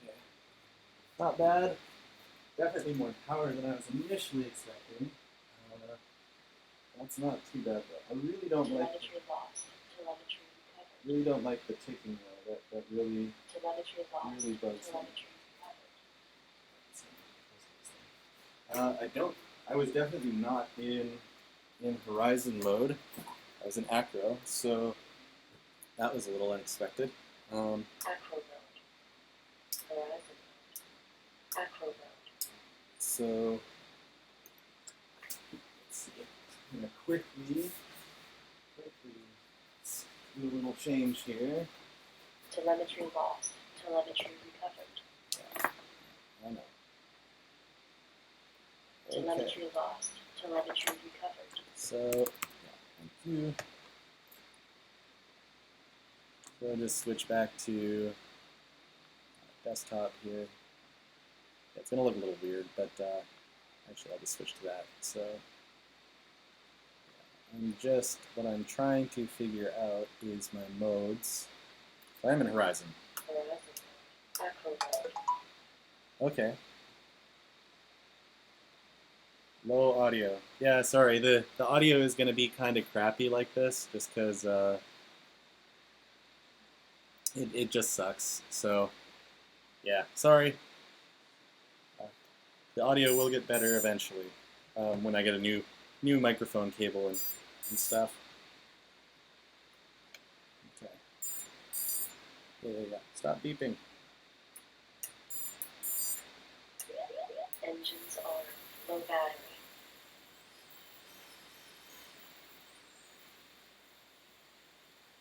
Engines disarmed. Okay, so it is in horizon. The switches are working the way I thought Telemetry lost. they should. So Telemetry recovered.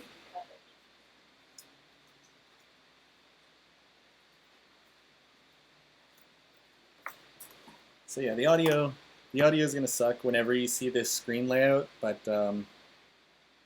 yeah, hopefully. Well, I've already ordered the cables, so I'm gonna be doing another live stream and building a tiny whoop this week. One with a lot of crazy features, OSD and smart audio VTX on a tiny whoop. So that's gonna be cool. But I will make sure that the audio is fixed for that stream because I understand that the audio is kind of crappy right now. So sorry.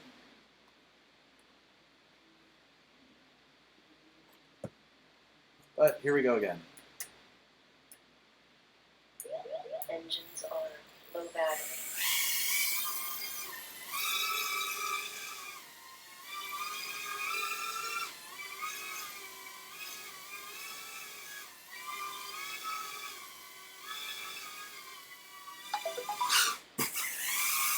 Engines disarmed. Huh. That went okay.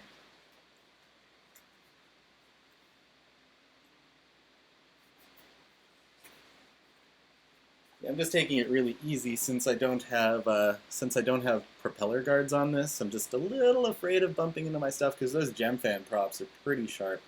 So, but I'll definitely make sure to include more flight footage once I do get those. Once I do get these propeller guards on and mounted.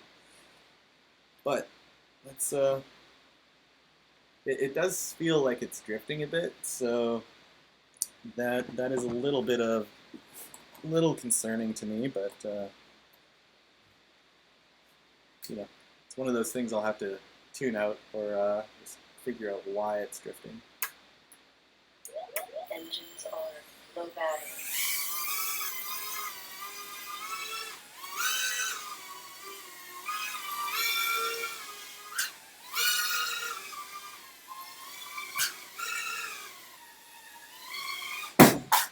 Engines disarmed. Whoops. I'm just too paranoid about running into stuff.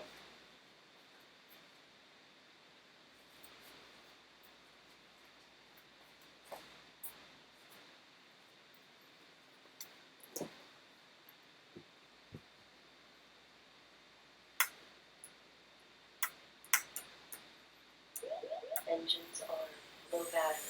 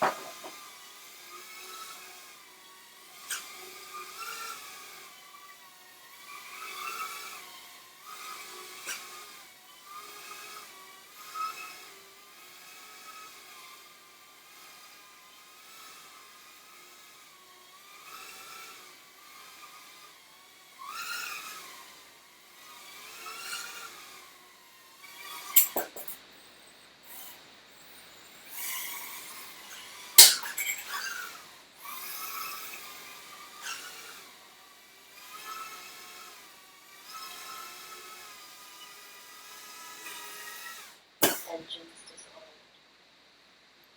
Not bad. Not bad. So, yeah, definitely need those prop guards.